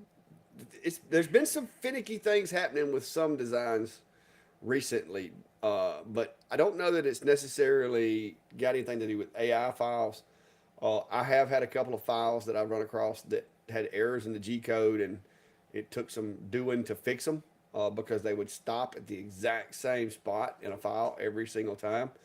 And I don't know exactly what the cause of it is, but yeah, we actually had a little bit of experience with that today, and it was just this one file, this one location, and it kind of gave me a little bit of a problem. So I don't know if it's something in the way it's parsing out the G code, or if it's like certain features throwing it for a loop or what. But So when I'm working with Adobe Illustrator files, I often will convert everything to pathing first because you can have issues with text not, if it doesn't understand the font or it doesn't read it right. But so I often will export it from there either as a DXF or an SVG and then import it, and not just the straight Illustrator file. Just because even prior to this update, I just kind of run into some weird abnormalities with it. It seems to do it better when it's just in more of just a straight vector rather than the full-on Illustrator file. yeah, I mean those Illustrator files a lot of times are basically solid shapes overlapping each other, and it just it can create its own set of issues when you're trying to modify. Oh, for sure. Burn carve print for shows. Did you make your own air filter? I think I saw a Comgrow one at some point. Yeah, I'm still using the Comgrow air filter. Now, I use the term filter loosely because it will filter out some debris and stuff, but the cartridges in those things go through pretty fast. Most of the stuff that I do, I'm always outdoors. I'm never inside. So basically, I am using it as a smoke suppressor more than a filter. I just want it to, tone it down a little bit. Matter of fact, it's time for me to throw the filter that's in there now. It's time to be thrown away. We used it this past weekend, and it was getting to where it was not very effective. The cartridges for the Comgrow, I bought a couple of boxes of them when I first got the filter, but since then they've gotten a little hard to come by. So I am looking at either trying to find something that is cross compatible, or maybe coming up with my own way of creating filters for it to use. Just because, like I said, I'm always outdoor, and I just want to reduce the level of smoke, not necessarily get rid of it completely. Because sometimes the smell of the smoke's what draws them in. The smell of wood burning is what draws them into the booth. A Michael, possible option on that before you jump away from that. I looked into this because I've been playing around with the xTool air filter to see how it would work, and it's usually that top foam layer that gets plugged up early. There is a place called filterby.com which will do various types of filters in custom sizes. So it might be something that you can either get a bigger one and cut it down, or you could check. So if you're in that situation, you have a filter like that, there are a few places that will make some custom filters for you, because I know, direct from some of the manufacturers, they're not cheap. Interesting fact is I did find that the filter packs for the WeCreate fit exactly into the xTool, and they sell them individually in parts. xTool just sells it as a pack, and Cool. you can't just get the top foam one separate from the other two. Yeah. So there are some options out there to maybe get some if you have an existing one. But again, I use those sparingly, like at shows, to help cut it down. I still try to limit when I'm cutting in any sort of indoor environment, unless they are very clear on, yes, we're fine with that, no problem. Because even outside yesterday at Maymay's, it was putting out some smoke. Yeah, it got to churning it out pretty good that one time. Michael, the 70 watt compared to the 40 watt, the 70 watt is dropping the Luan that I run it's dropping it consistently. Now I can stretch it all the way up to 37, 38 millimeters a second, but there's the potential for having those dead spots and those hard spots or whatever. But safely, I can run 30 millimeters a second and cut quarter inch material on the 70. My safe speed on the 40 that I use to make sure I get clean drops every single cut is around 12. So 12 millimeters per second on the 40 versus 30 millimeters a second on the 70. Like I said, I can go up to 37 or 38 on the 70, but if I hit one of those little tough spots, it wants to give me a little bit of a hang. So yeah, the 70 is almost twice as fast as the 40 as far as cut speeds, and if I really wanted to push it, it probably is more than twice as fast. It is a cutting beast. Like my P2 cannot keep up with this 70 watt. My P2 cuts the same material at around 20, and I'm cutting it on the A40 at 30. The P2 usually runs around 20 to 22. So yeah, it's it's a whole nother animal when it comes to cutting. I haven't done a lot of really detailed engraving with it. Mostly just text. Most of what I do is vectors these days anyway.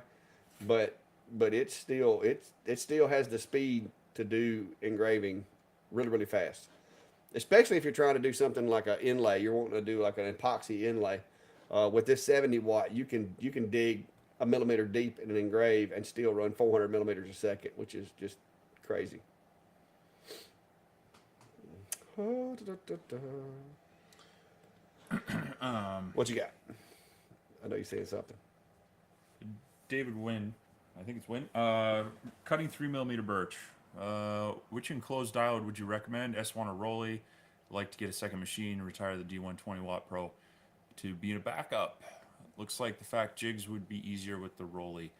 That is easier. Is a good Yeah, it's similar. fair assessment. The difference is, S1 you got a little wider working area. Yeah. You don't have a camera, but they released the weird the option. The pin is really very The accurate. pin positioning is very accurate. Well, the pin probing is accurate, but the laser pointer positioning, you can do just straight squares, you can do circles, and it is fairly accurate, which is nice. And then they recently released those little circle dot things you can use an external camera and kind of get with. But I haven't played with that. The S1. My experience with the S1 is, yes, I like having a camera, but with the S1, once you get used to using their 2 point system and all, it's not a requirement. It makes it much easier. But it is, if you're used to having a camera, it is a bit of a shell shock. It was for me for a while there. And I've never, coming from my CO2 days where I could have added a camera but never got around to it. I got used to all the framing techniques and positioning through, so it's never been as much of a must-have for me. Yeah. And that's where I actually really like the positioning on the S1. Well, one of the things that I like too is I like to be able to take the engrave and kind of visually in my mind see what it's going to look like on the piece as far as location, color, and all that. And so I mean, cameras have their advantage, but as far as the two machines, speed and power wise, of course, the S1 is going to be a little bit. I don't know about faster.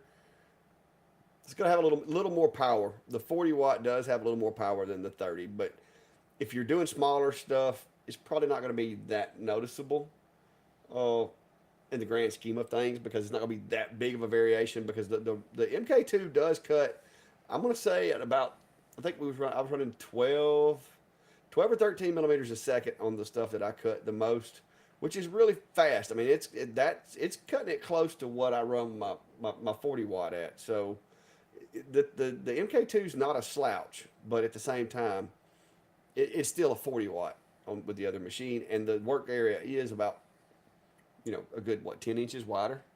Yeah, it's close nice to 10 and inches wider. So I mean, it all comes down to work area requirement. That's a big consideration for any machine, is what are you planning on making, and how big is it going to be?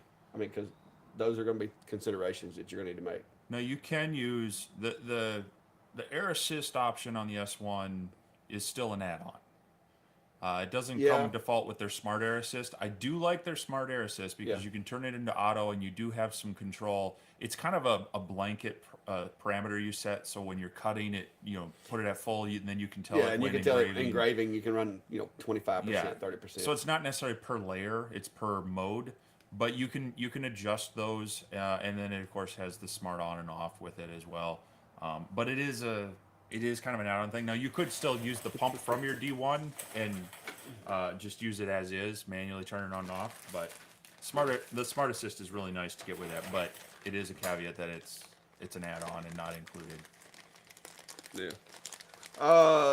Daniel, I've had the same problem. And what I do with stuff that's silver, that's in there with all the colored ones for my diode machine, is I take them out and I put them in a bag like this to use with my fiber, because that's the only way you can mark these. So any of the silver stuff that is not coated like this, these are aluminum. Aluminum, you're not going to be able to do anything with a diode on that. Now, if you get silver, say, like these little stainless steel pet tags that are stainless, those you can actually mark with a diode.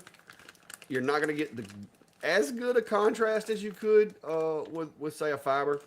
But yeah, the silver stuff, just go ahead and, like I said, if you're doing it with a diode machine, you're not going to be able to do anything with those. You can do a little bit with the 1064 nanometers, the IR module, but that's why all this stuff in here, a lot of this stuff is just the silver stuff that I've taken out from the diode machines. So, and it just lives over here in this drawer, and I use it with the fiber or one of the IR modules. But yeah.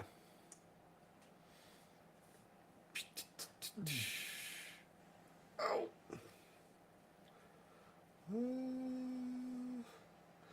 Yeah, Gene. There's been some changes lately, and there's been some things that people have been talking about. But I mean, Lightburn's a good product, and if there are any problems, I'm sure they'll be addressing them shortly.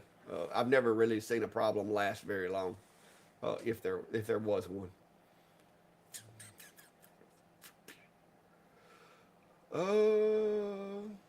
Well, we appreciate that, AGT.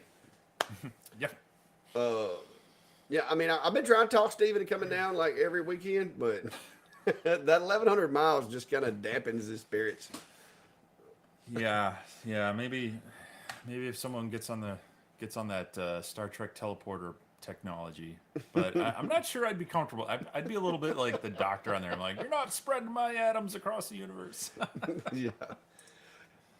And I'm not sure which one of us he's referring to or whatever, or what this is referring to, but Donnie says he appreciates your help the other day. Wife is happy now. Or somebody's help. I don't know if it's me, you, don't know, but glad she's happy, Donnie. A happy wife, happy life. That's the way it works out, right? Michael says, "Wow, must have been talking about how awesome I'm looking today." I'm sure. Yeah, it had to be. That's right where I was going for. Need to order some Liz's for his Adam stack. Better wait a week or two to Steve be back to send them out. No, guys, he's making his wife do his work while he's gone. I don't know about making. Well, but, she's being very nice to him and helping him out by doing some of his work. Helping me fulfill orders that come in. So that they don't. I didn't have to take them offline, and people could still get them out. Put your shop in vacation mode like mine got done accidentally. But no, she helps me out on that. So they'll still go out if you need them this week, and they'll try to get shipped within. Now it might not be quite as quick because. Some of the days I'm working at home, I see the order come in, I still get it packaged up right away and hand it off to the mailman that day if I'm there. But yeah, but y'all can know that Steve will get to him eventually. Jeremy, like I said, I like the P2 camera system. The more I use it, the better I like it. But I like a camera because I'm a visual designer. in the P2 camera, there are some quirks to it. You got to use the close mode, but you really have to make sure that you you either do your autofocus or set your material depth. Yes. If you're trying to use the camera before it knows the depth of your material, it'll still be skewed off. So that's one little thing that'll help get it dialed in a little bit closer. ET's asking what brand of camera does Lasermatic use for the short height to be above the full bed view.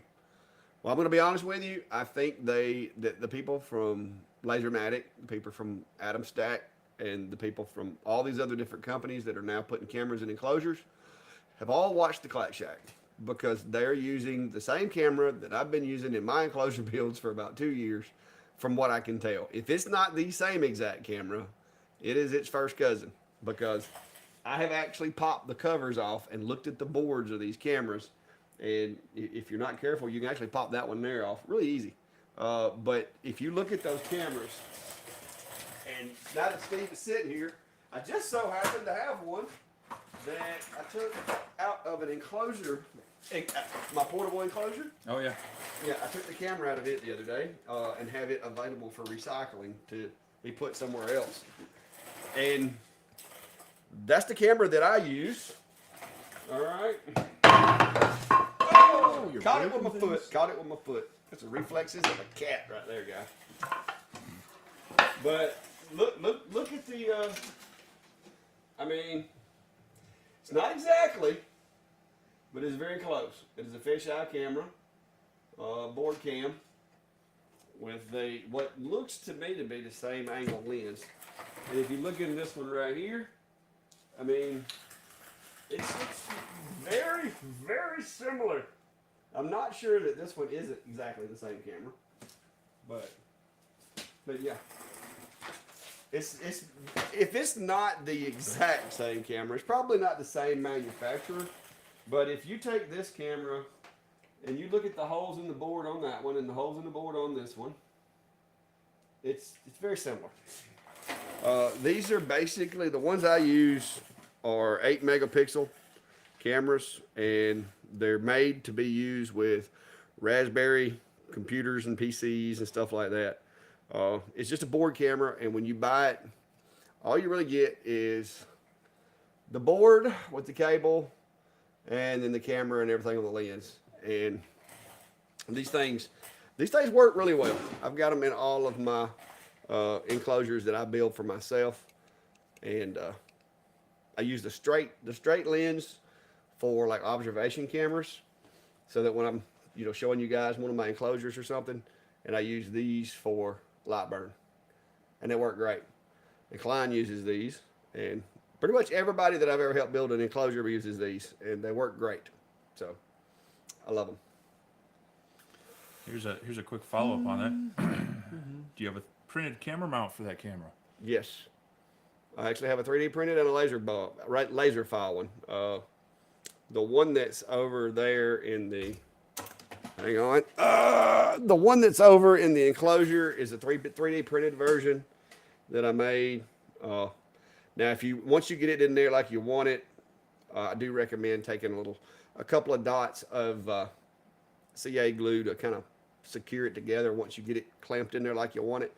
But the fixture is adjustable to the roof, to the bottom, to the side, or whatever. And then the other ones that I have are just little wooden boxes that you can laser cut and mount to the top of your enclosure, which uses a couple of toothpicks as basically dowels to hold it together. Yeah, high speed, low drag dowels. So let me see if I can get my little camera here to work. It was working good the other day, so let's see if it'll work today. See if this works. If it does, I'll show you, because my other camera is not playing well today. Oh. Is it gonna work? Let's see. Maybe it will.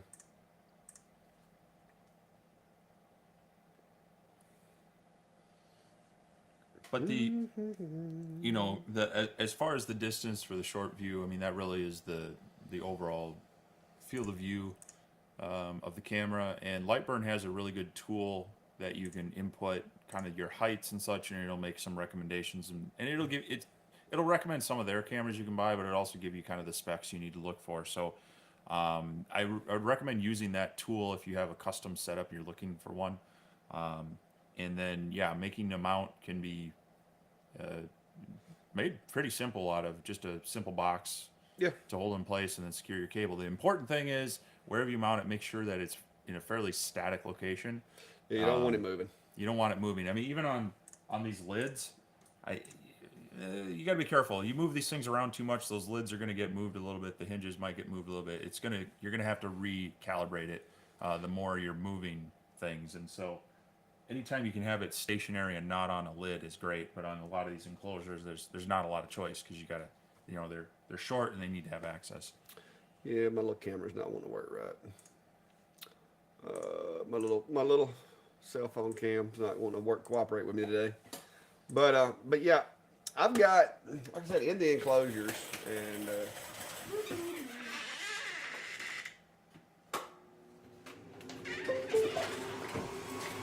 I also have one that's cut out of acrylic. I forgot about that. Yep. But yeah, there's the inside of EnclosureZilla. That is the view from one of these cameras that I'm running right here.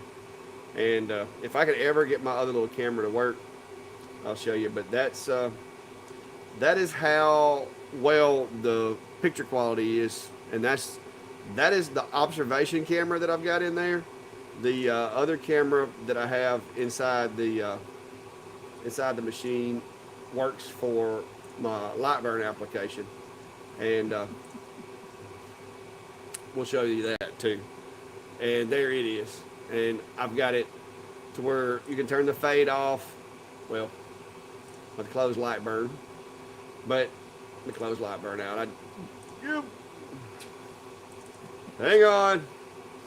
Yeah, because it's for some reason, if I start the machine with the A70 on, it messes up my overlay. See? Now it fixed it.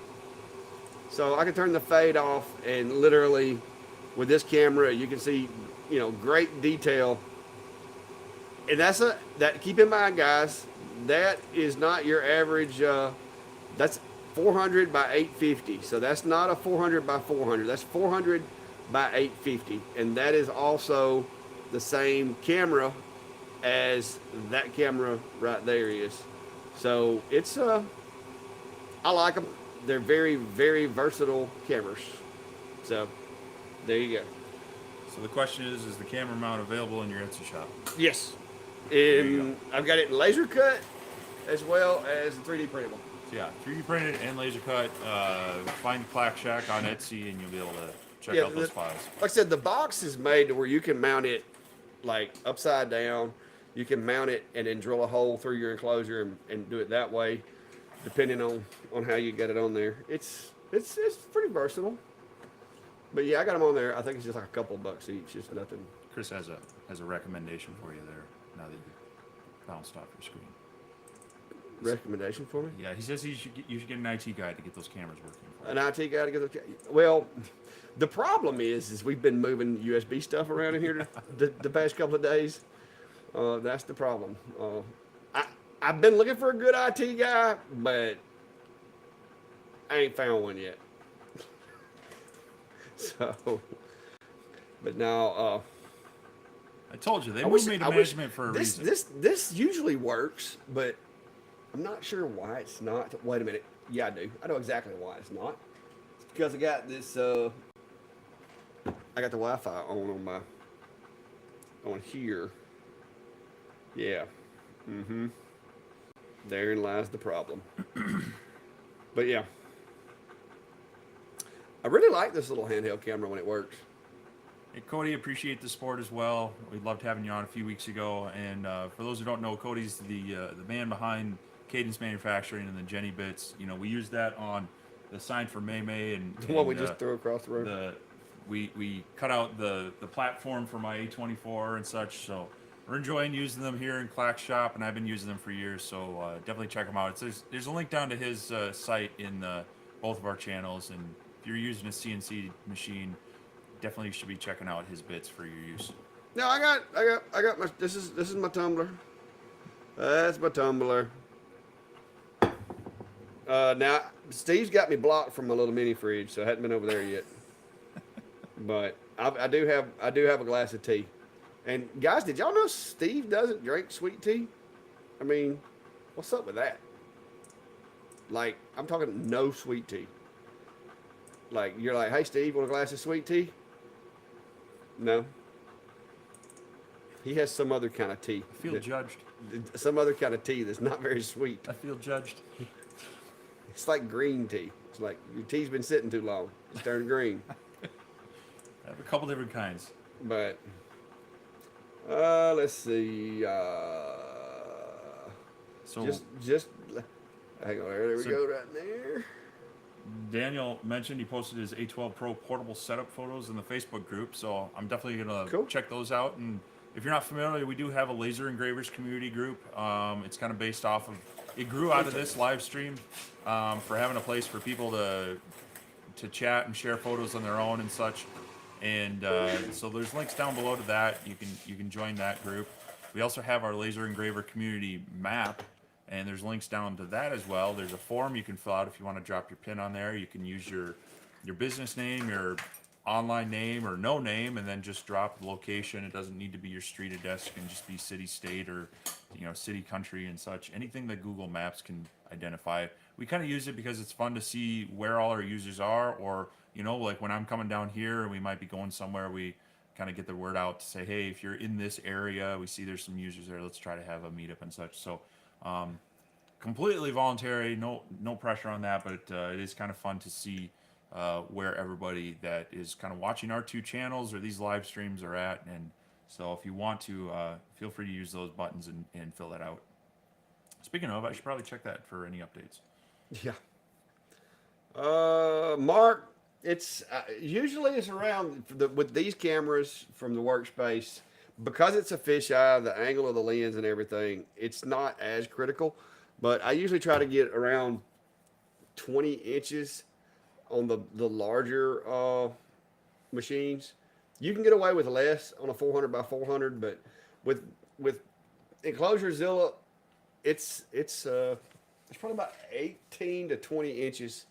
It was probably 20, closer to 20 until I changed the mount. Now I'm probably about 18. But I could technically go lower, but when you go lower like that, the higher you can get the camera, the better. The lower you get, it starts getting a little hard to maintain, accuracy. My cameras are very accurate. I'm not going to say they're perfect, because I found very few Lightburn cameras are going to be perfect, but they're very accurate for what I use them for, and I don't have any complaints. So, Jeff, I haven't seen any discount codes for the A70 yet. Have you got any? No, I haven't heard any specific discount codes since yet. it's kind of their first launch. It'd just be Yeah. kind of their normal price or their launch sale. They do have, I think if you go on their site, they have just some generic coupon codes that go towards anything. So like right now it's $20 off of 300 on up to $180 off of 2,000, but it's not any specific discount code. Occasionally they default, like the links they give us might give a automatic discount, but usually they let us give us a heads up that it's going to be this specific one. So yeah, we can go look and see. Maybe we might get lucky and find something with it. Darren wants to know when our next meetup in Australia is going to be. Australia. Well, I would love to do that. I would love to too. Maybe Chris could send us some tickets. Yeah, if you could just send the Get private with, jet yeah, to, get with Chris, and I mean, if he only wants to come, send it to one place. I'll make the drive back down here. yeah. Well, I tell you what would be a good YouTube video is if we built a boat, What? and yeah, we could build a boat, and then we a sail to Australia in that boat that we built. It would be short. It You would see us going off into the distance, and then, well, it would end up being a Dateline special. They were never seen again. once they launched from, I guess we'd have to launch from we'd probably be better off launching from down in Florida. That way we could kind of go down and over instead of having to go all the way around. I would think California would be the easier one. Well, California, yeah, but then you got to drive to California instead of just using our boat. But you're either going through the canal or around the Cape Horn, and I'm thinking no. Yeah, it's probably going to be a while. We'll have to work the logistics out on the trip to Australia. It's not looking like it's going to work out anytime soon. Uh, until we can figure out how to get past all those pirates in our rowboat. But yeah. Oh me.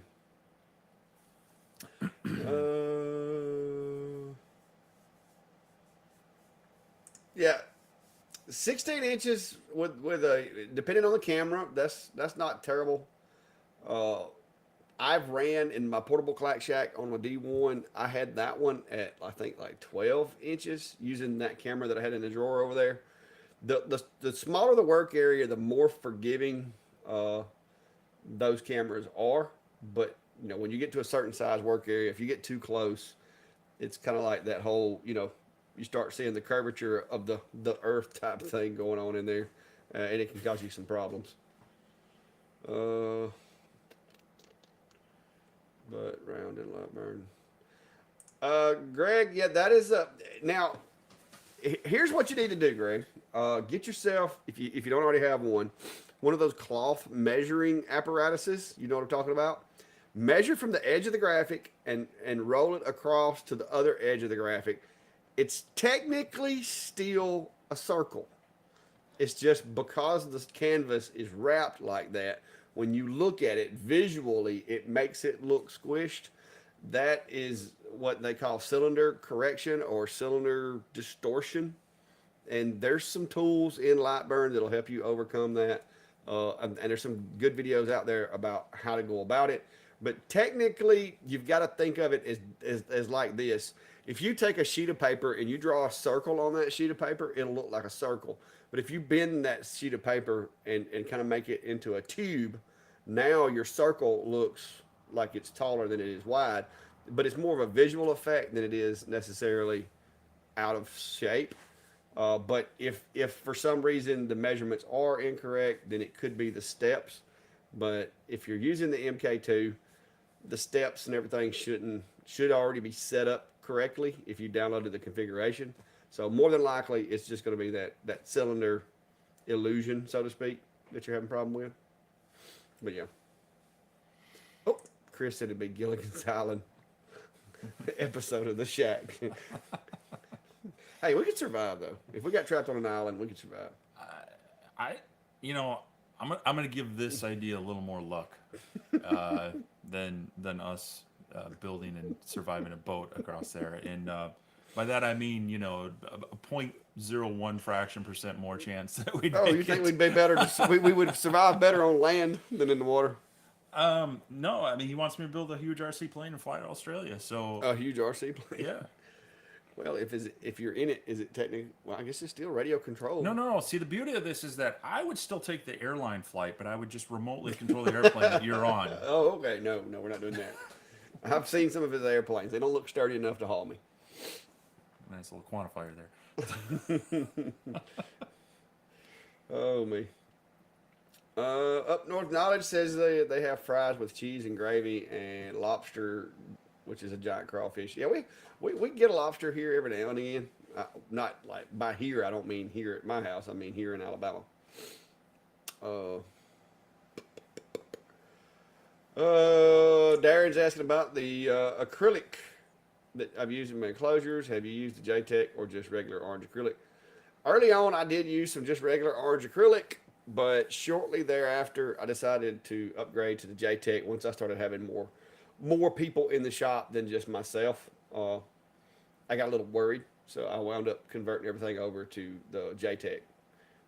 I recommend the JTech. Just go ahead and do it before. That way you don't have to be concerned if somebody shows up in your shop and looks at your laser without glasses on through the glass. It's better safe than sorry, but at the time, I just did what I had to do to get me by. So, how far are you from Coleman, Alabama? I'm coming down to Syracuse in 3 weeks. Let's see. Coleman is above Birmingham. That's in Walker County, I think. So I'm thinking probably about an hour and a half, I believe. Pretty sure. Yeah. Yep. I don't know the geography here. Yeah, I'm pretty sure. I'm looking. I know you were Googling. I was just wondering. Let's see what it says here. About an hour 45. Yeah, I thought it was about an hour and a half. Yeah, I think there is it in Walker County. It's about Birmingham. It's halfway between Yeah, I'm pretty Birmingham sure and that's Huntsville. Oh,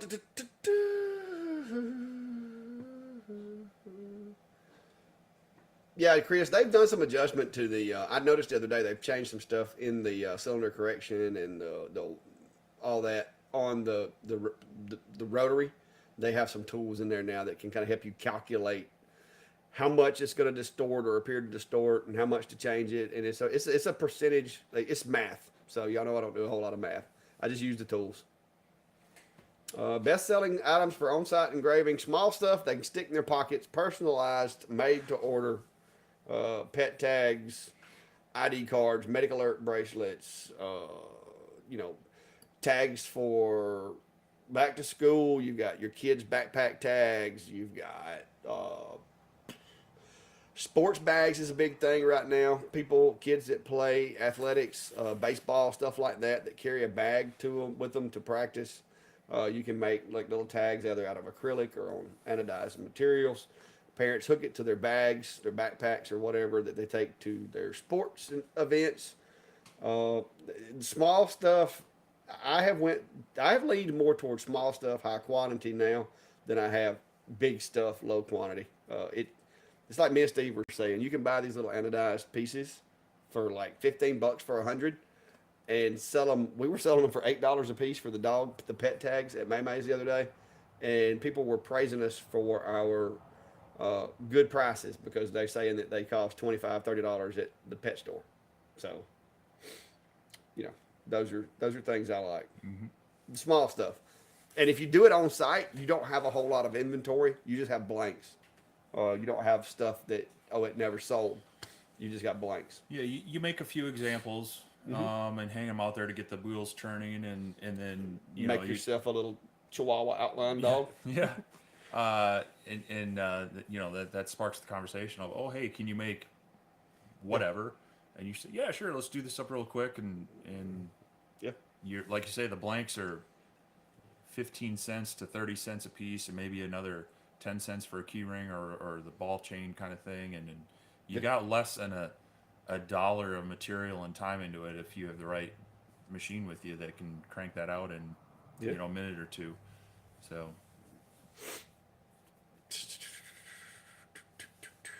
Yep. Chris got an idea for a project right there. He's going to be selling those now. He said, hat tag material for larger tags to go on sports bags.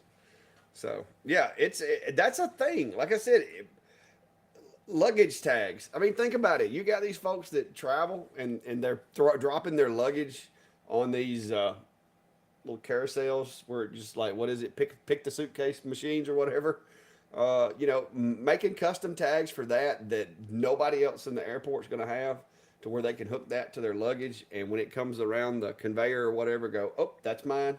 I mean, stuff like that. You can make them out of leather. You can make them out of acrylic. You could use the stuff, the pleather. Yeah, the leatherette. I mean, you can make them out of all kinds of things. Those custom pieces are, the smaller, the more custom, the better, in my opinion. I mean, for that matter, the dog tags work. But speaking of the leatherette, if you got a modest sized laser like this, you can make those leather patches in 4, maybe 5 minutes, engraved and cut. You get yourself an inexpensive hat press. I mean, they're $100 to $200 for the basic ones. You could do custom hats on site in a matter of maybe 10 minutes, and charge $25 for it. You have if you buy your hats at the right price, you're going to have maybe under $10 of material into it.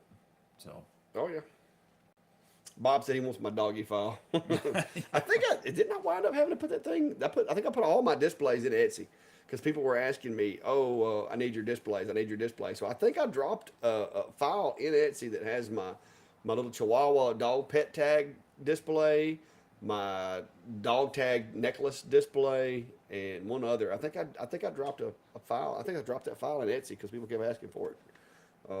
I'd have to look and make sure, but I'm pretty sure I did. So Bob, if you really want it, I'm pretty sure it's in there.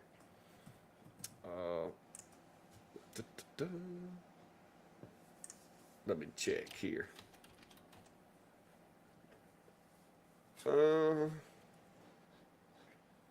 Yep, small item display stands.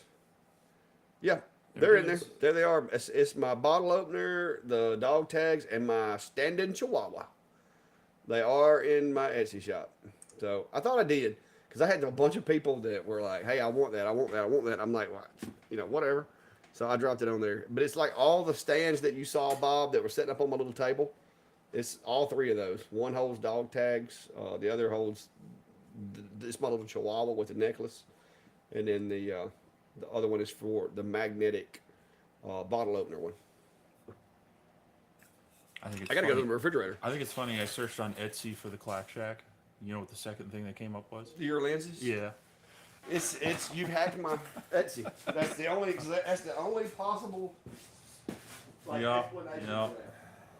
You've No, hacked my Etsy. that's the issue with Etsy is it's great because they're doing a lot of work for you, but someone searches for you and you get exposed to your competitors.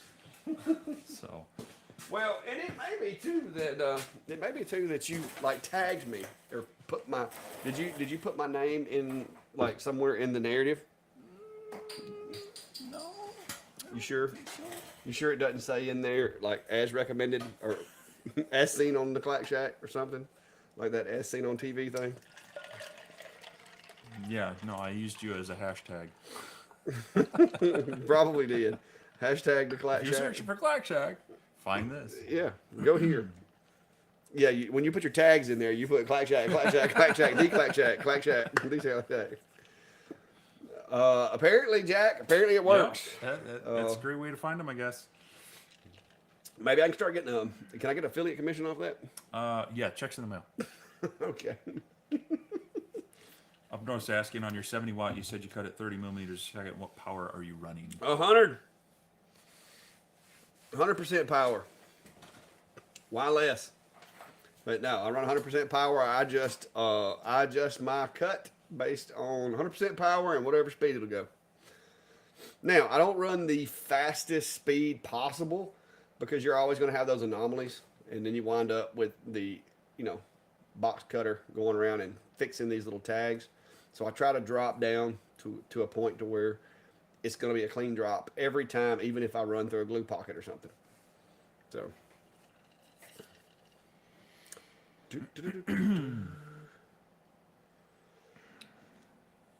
And yeah, Aaron mentioning the Richardson 113 hats, and those were some of the most popular ones out there.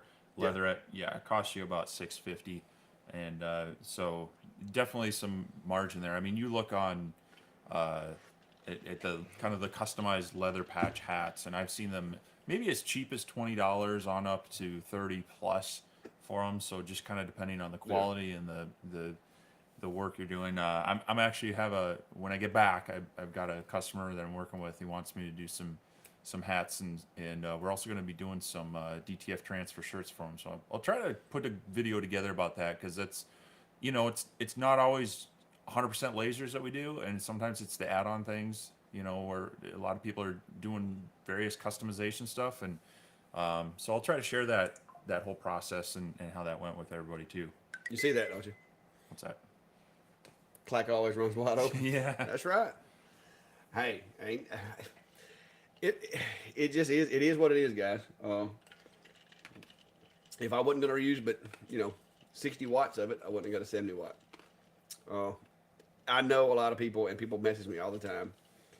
You can't run it at 100%. Well, that's kind of like saying that you're going to put dimmers on all your lights in your house so your light bulbs last longer.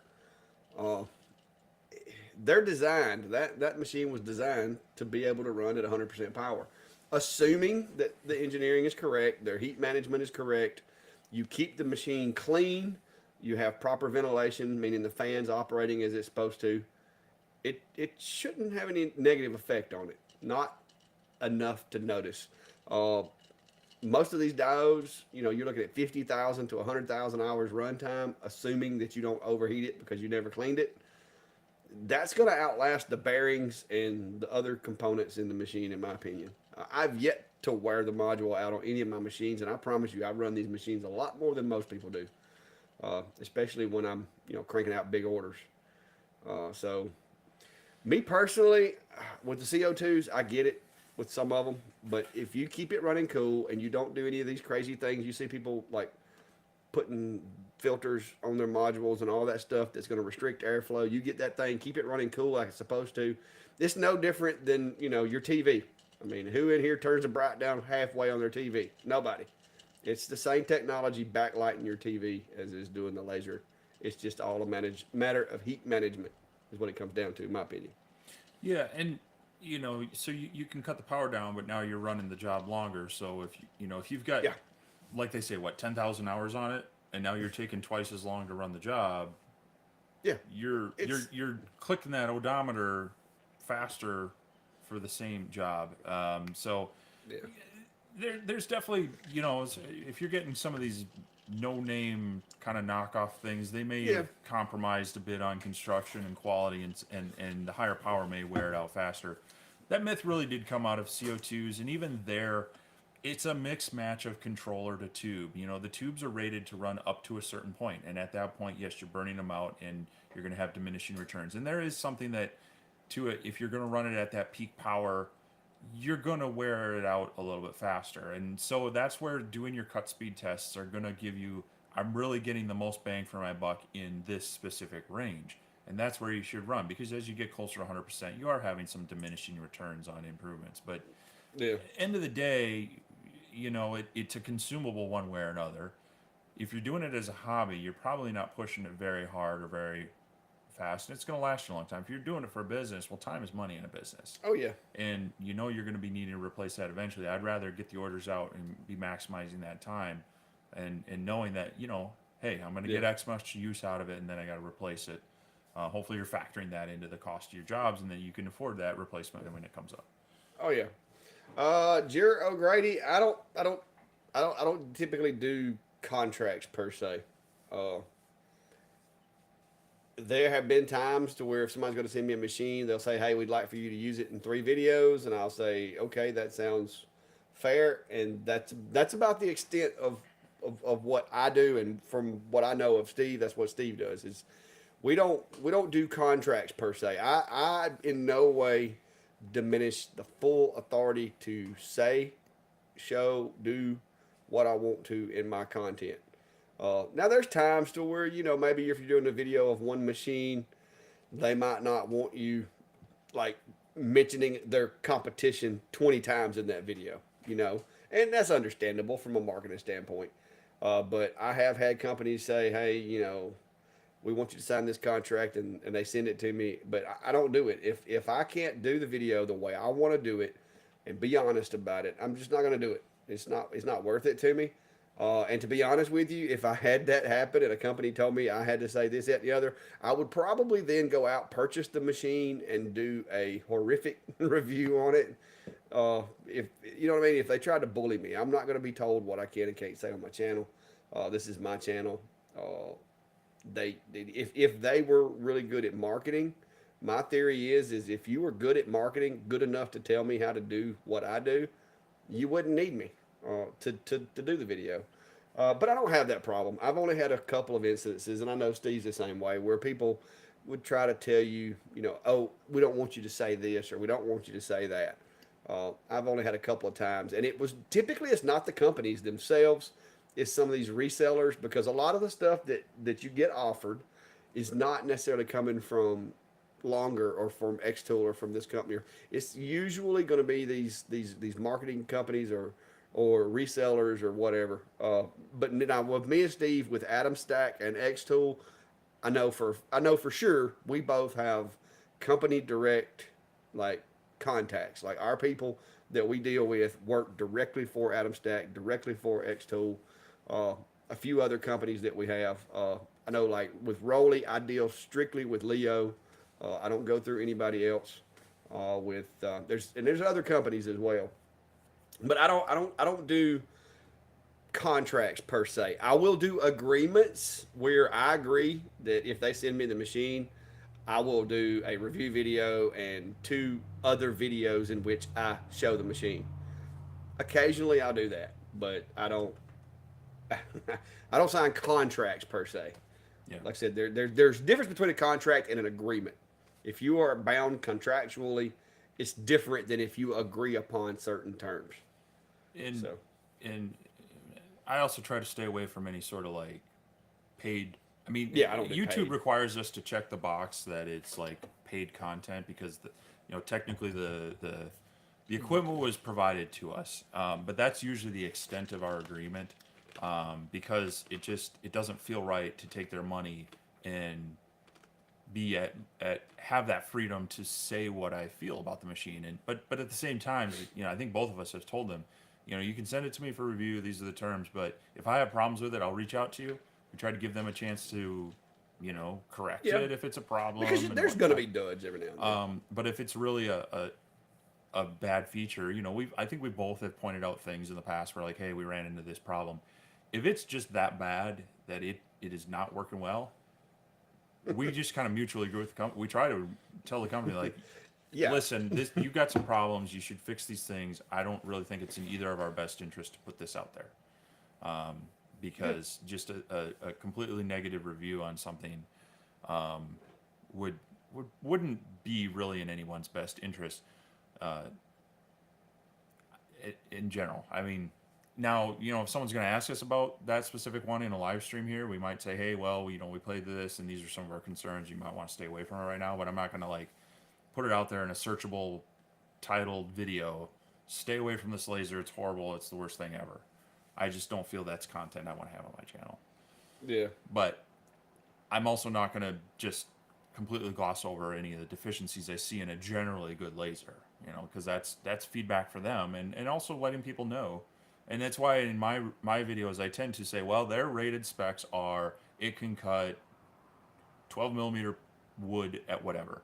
Um, I'll test that, and I'll often say, well, yeah, but to really do it well, you got to do multiple passes, or yeah. it's only going to work well in this softer wood versus this harder wood kind of Yeah, stuff. and it's hard to say that. Like a lot of these times, you hear them say, "Oh, this is, we're going to do this wood at this speed."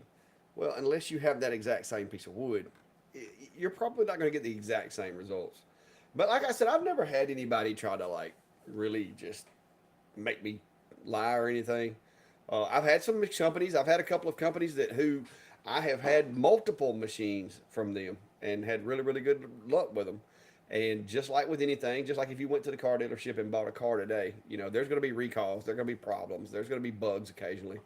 But so far, anytime I've had that happen, the companies were like, "Hey, yeah, it's probably this. We're going to, try fixing this or doing that or whatever." And a lot of times, it's a problem that, you know, it's because we get machines a lot of times before they're even available to the public. I mean, we'll get them a month or two early, and they'll be like, "Yeah, that's something we need to let the engineers know about," and then we'll do it. So it's it, it's a ball of wax. I mean, you never know. But anyway, somebody was saying you have the design for the enclosure that you have now. Which design? I have a couple of designs on my website shared for Enclosure Zilla and this other one. If you go to my website and go to Shop with Clack, they're not charge files, but that's the only place I had to put a link to them. You can just go download them off of Google. Gillette says L2 cough. Yeah, that L2 was not my favorite Acer machine.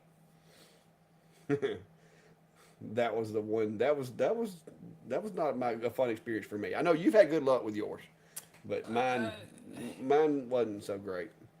I, I, yeah, mine has worked, but both the Acer L2 and the IKEA machines, I continued to struggle with the autofocus being consistent, and so Yeah, that was a little frustrating. yeah. Now the P20 and the V35, awesome. Yeah, STL said he does the same thing. Hmm. But yeah, I mean, I don't know of many folks that, well, I think generally most folks will, that's the way they operate. And like I said, and that's one reason why I don't like people paying me to do videos. Because if you're paying me to do a job, I feel like I'm supposed to do that job in a manner in which you're, happy with. So it just goes against what I think. I mean, if you're paying me to do it, I feel like there's no way I can. I can't serve two people because if you're paying me, then you're paying me to do a service, but at the same time, the viewers expect a certain service. So if they pay me, I mean, I just like I said, and there's a couple of companies that may never send me another machine. They may never, because I pointed out some things that they kind of dropped the ball on. Just like with the A70, there's a couple of things that like that little red crosshair. I know they're trying to make the red crosshair fans happy, but us non-red crosshair fans would have really loved the dip switch that I could take a Yeah, toothpick be able and to turn turn it that off. thing off. Yeah. I mean, so it's different, but we'll see. Yeah, there's some that will have a bit of a script, and Yeah, I don't go by those. I'm okay with if they want to tell me. I'll tell them if you want to give. You tell me what you think the features are that are special and important, and I'll take a look at that, and I will if I will try to rate it towards that. I will talk to them and try to test it and either prove or disprove it.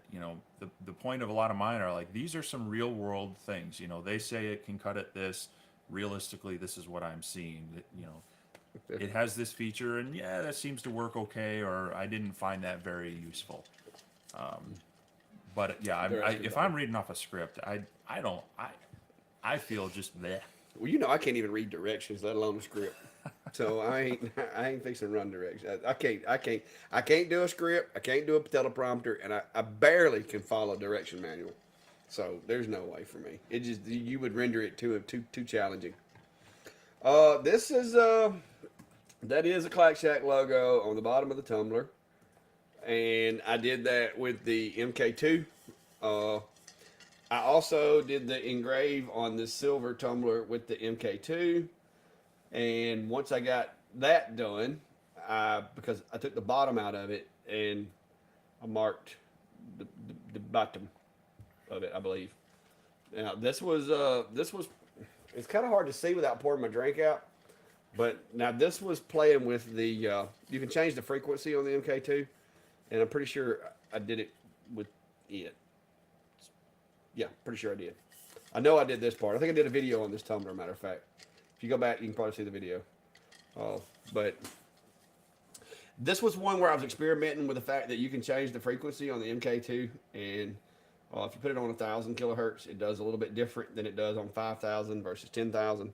And this was some silver tumblers that Klein had that he could not mark with some of the machines he had. So he got frustrated, and he brought me like a whole case of these things over here and said, I can't engrave them. Here you go. And I figured out how to do them with the Rolly. Because they weren't mine, so I just burnt through a few of them until I figured out the right settings. But then he wanted them back.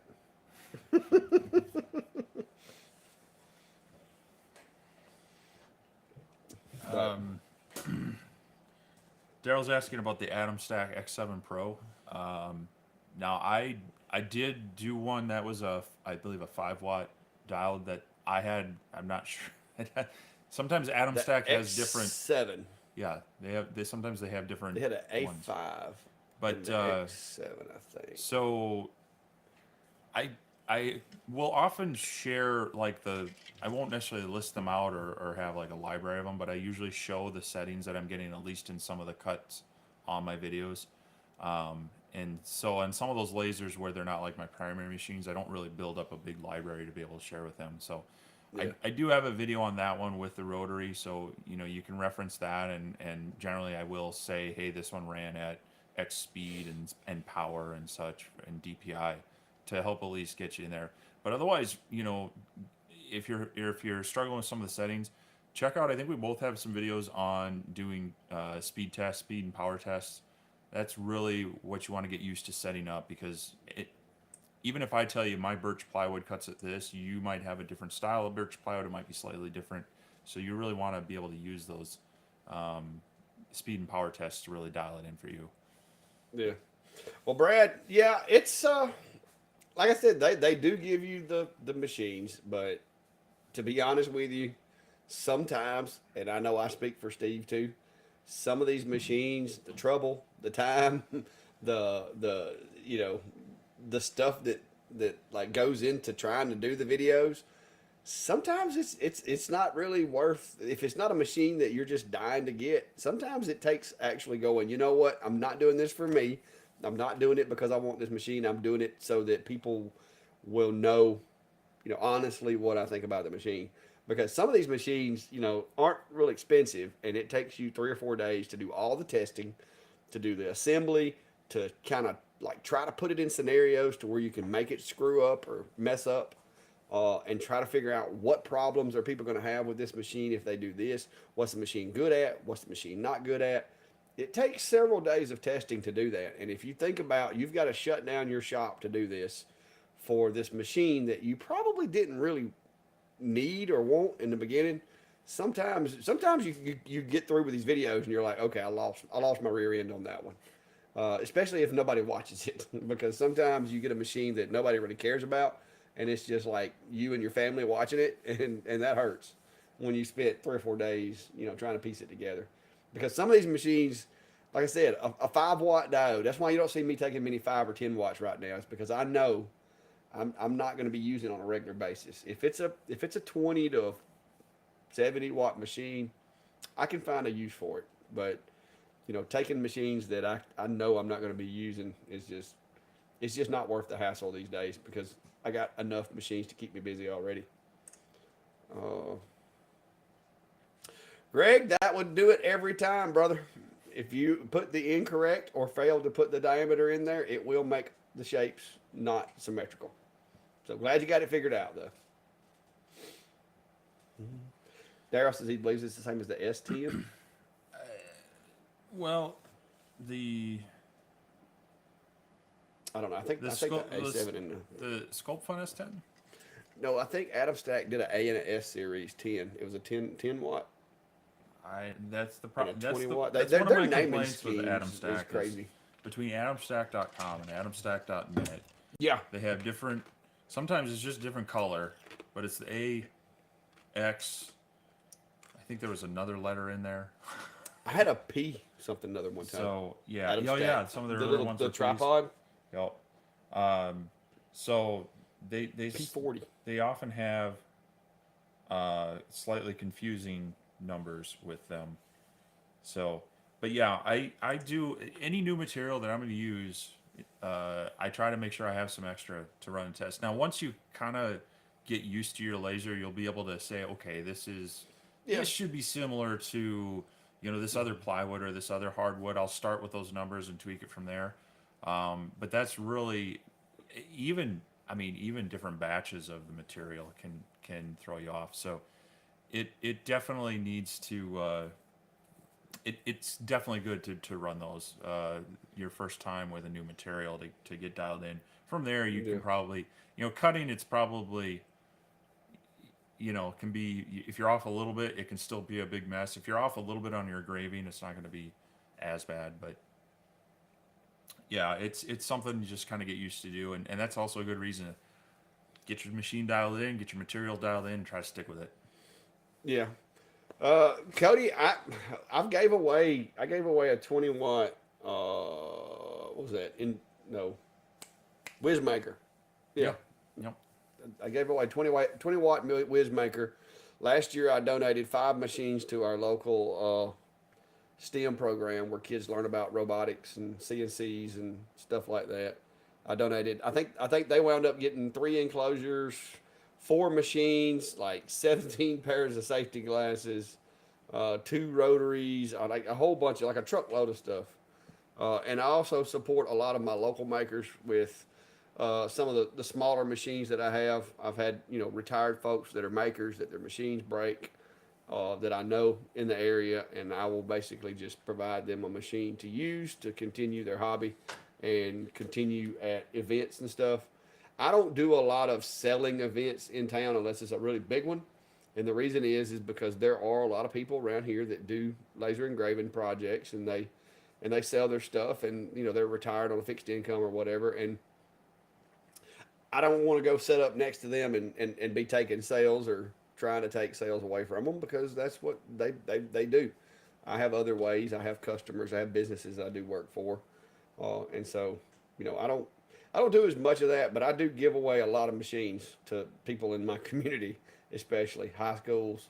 I've got machines in schools all over the county, not just the STEM program, uh, and it's churches. I mean, you name it. But I find ways of getting rid of them. But just I would there are times I would rather go buy somebody a machine than have to deal with some of these machines that are only a couple $100 because it ties me up from not being able to do projects for 2 or 3 days. And when I can turn out stove covers for a day or do a video on a $200 machine, I'm losing money doing the video on the $200 machine. I agree, Daniel. They do. They're AdamStack. We've got AdamStack.net and AdamStack.com, which is me and Steve fuss about that all the time. Primarily, we work with .com. Well, I've worked with .net. Yeah, but the last there again, 3 came from .com. Yeah, it's a little frustrating. Sharon has a question for you, Steve. Wants to know what you lube your rails with. Ping Shing? Well, yeah. Usually like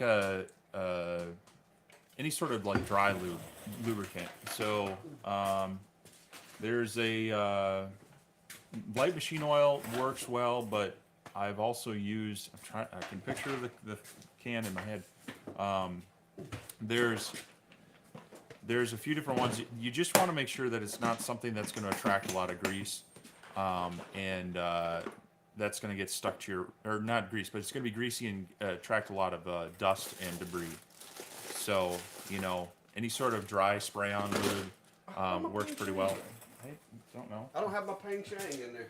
But if you have nothing else, just some light machine oil, some sewing machine oil, you just want to get a thin coating on there. You don't want it like dripping off there. Yeah, Daniel, the PFTE dry lube spray is one of them. So it's you just don't want it to be dripping on things and actually collecting. That smoke has particulate in it, and so if it's a real sticky type lubricant, that's gonna grab that and hold on to it, and all that's gonna get into your rollers and such. So I try to stay away from that as well. Yeah, you don't want anything that's going to be grabbing a lot of dust. That Ping Shang stuff is very dusty if you leave too much of it on there. Yeah. But it comes with all the AdamStack machines, and it's basically like a white lithium grease type stuff. But you want to use it really thin coats. Yeah, Chris, I'm pretty sure it's in my xTool boxes, but I've got this big dude sitting in my way. Let me find it. I gotta find it because everybody thinks I'm making this up about Ping Shang. No, I'm pretty much sure they trust you. I don't know where it's all. Did you steal all my Ping Shang? I know I've got like 9 tubes. I don't think I've ever opened a bottle of that stuff that's come with it. I usually use my own. So. I know I've got some. I don't know where it went. Unless it's in that xTool box that I had and I threw it away. Yeah, I may have gave it to Tip the other day when he came by. Because I gave Tip my 20-watt Pro. But anyway, oh well. There'll be some somewhere. All right, we have went way over, dude. We have. Yeah, and it's late. And I woke up early this morning. The rooster was being noisy this morning. I don't know how you didn't hear it. I'm just good at ignoring things.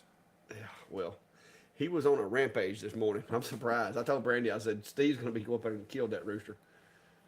Well, again, yeah, the air unit in that camper is a good white noise machine. So. Yeah. Mark said, I've got some right behind me if you want it. No, I don't use it as much. I use my 4-in-1 mostly now because the 4-in-1, especially with the linear rails, you just kind of drip it on there, wipe it on with a cloth, and it's good to go. It's not real thick. It doesn't leave a real thick layer to hold a lot of grease and stuff, or a lot of dust and stuff. Because when you put that grease on there, if it gets dust in it, then it turns to like mud, and it just packs in crevices and stuff. Mm. So I've got to where I like using the thinner stuff. STL, what are you doing in a motel room? You done got kicked out? He's traveling again. He travels a lot. Steve travels a lot too. Way too much driving. But anyway, guys, yeah, my latest 3D printing job today too. So you'll be seeing that in the video for Steve's new project. What are we naming it? I don't know. We never did come up with a name because we were gonna engrave the name on it, and we haven't named it yet. Well, it's yours, so you're supposed to name it. I mean, I got Clack Shack Command, Enclosure Zilla, like Iron Man. I mean, what are you gonna name it? Thing 1. Thing 1. Yeah, it's a terrible name. What, It's they a good wrote a thing whole your book wife. about it. It's a Thing good 1 and Thing 2. It's a good thing your wife named your kids. That's not entirely true. But anyway, guys, we're having a good time over here, making some stuff. Hopefully tomorrow, like I said, the ground will dry out and we can get out and do some stuff outside. But yeah, it's been fun.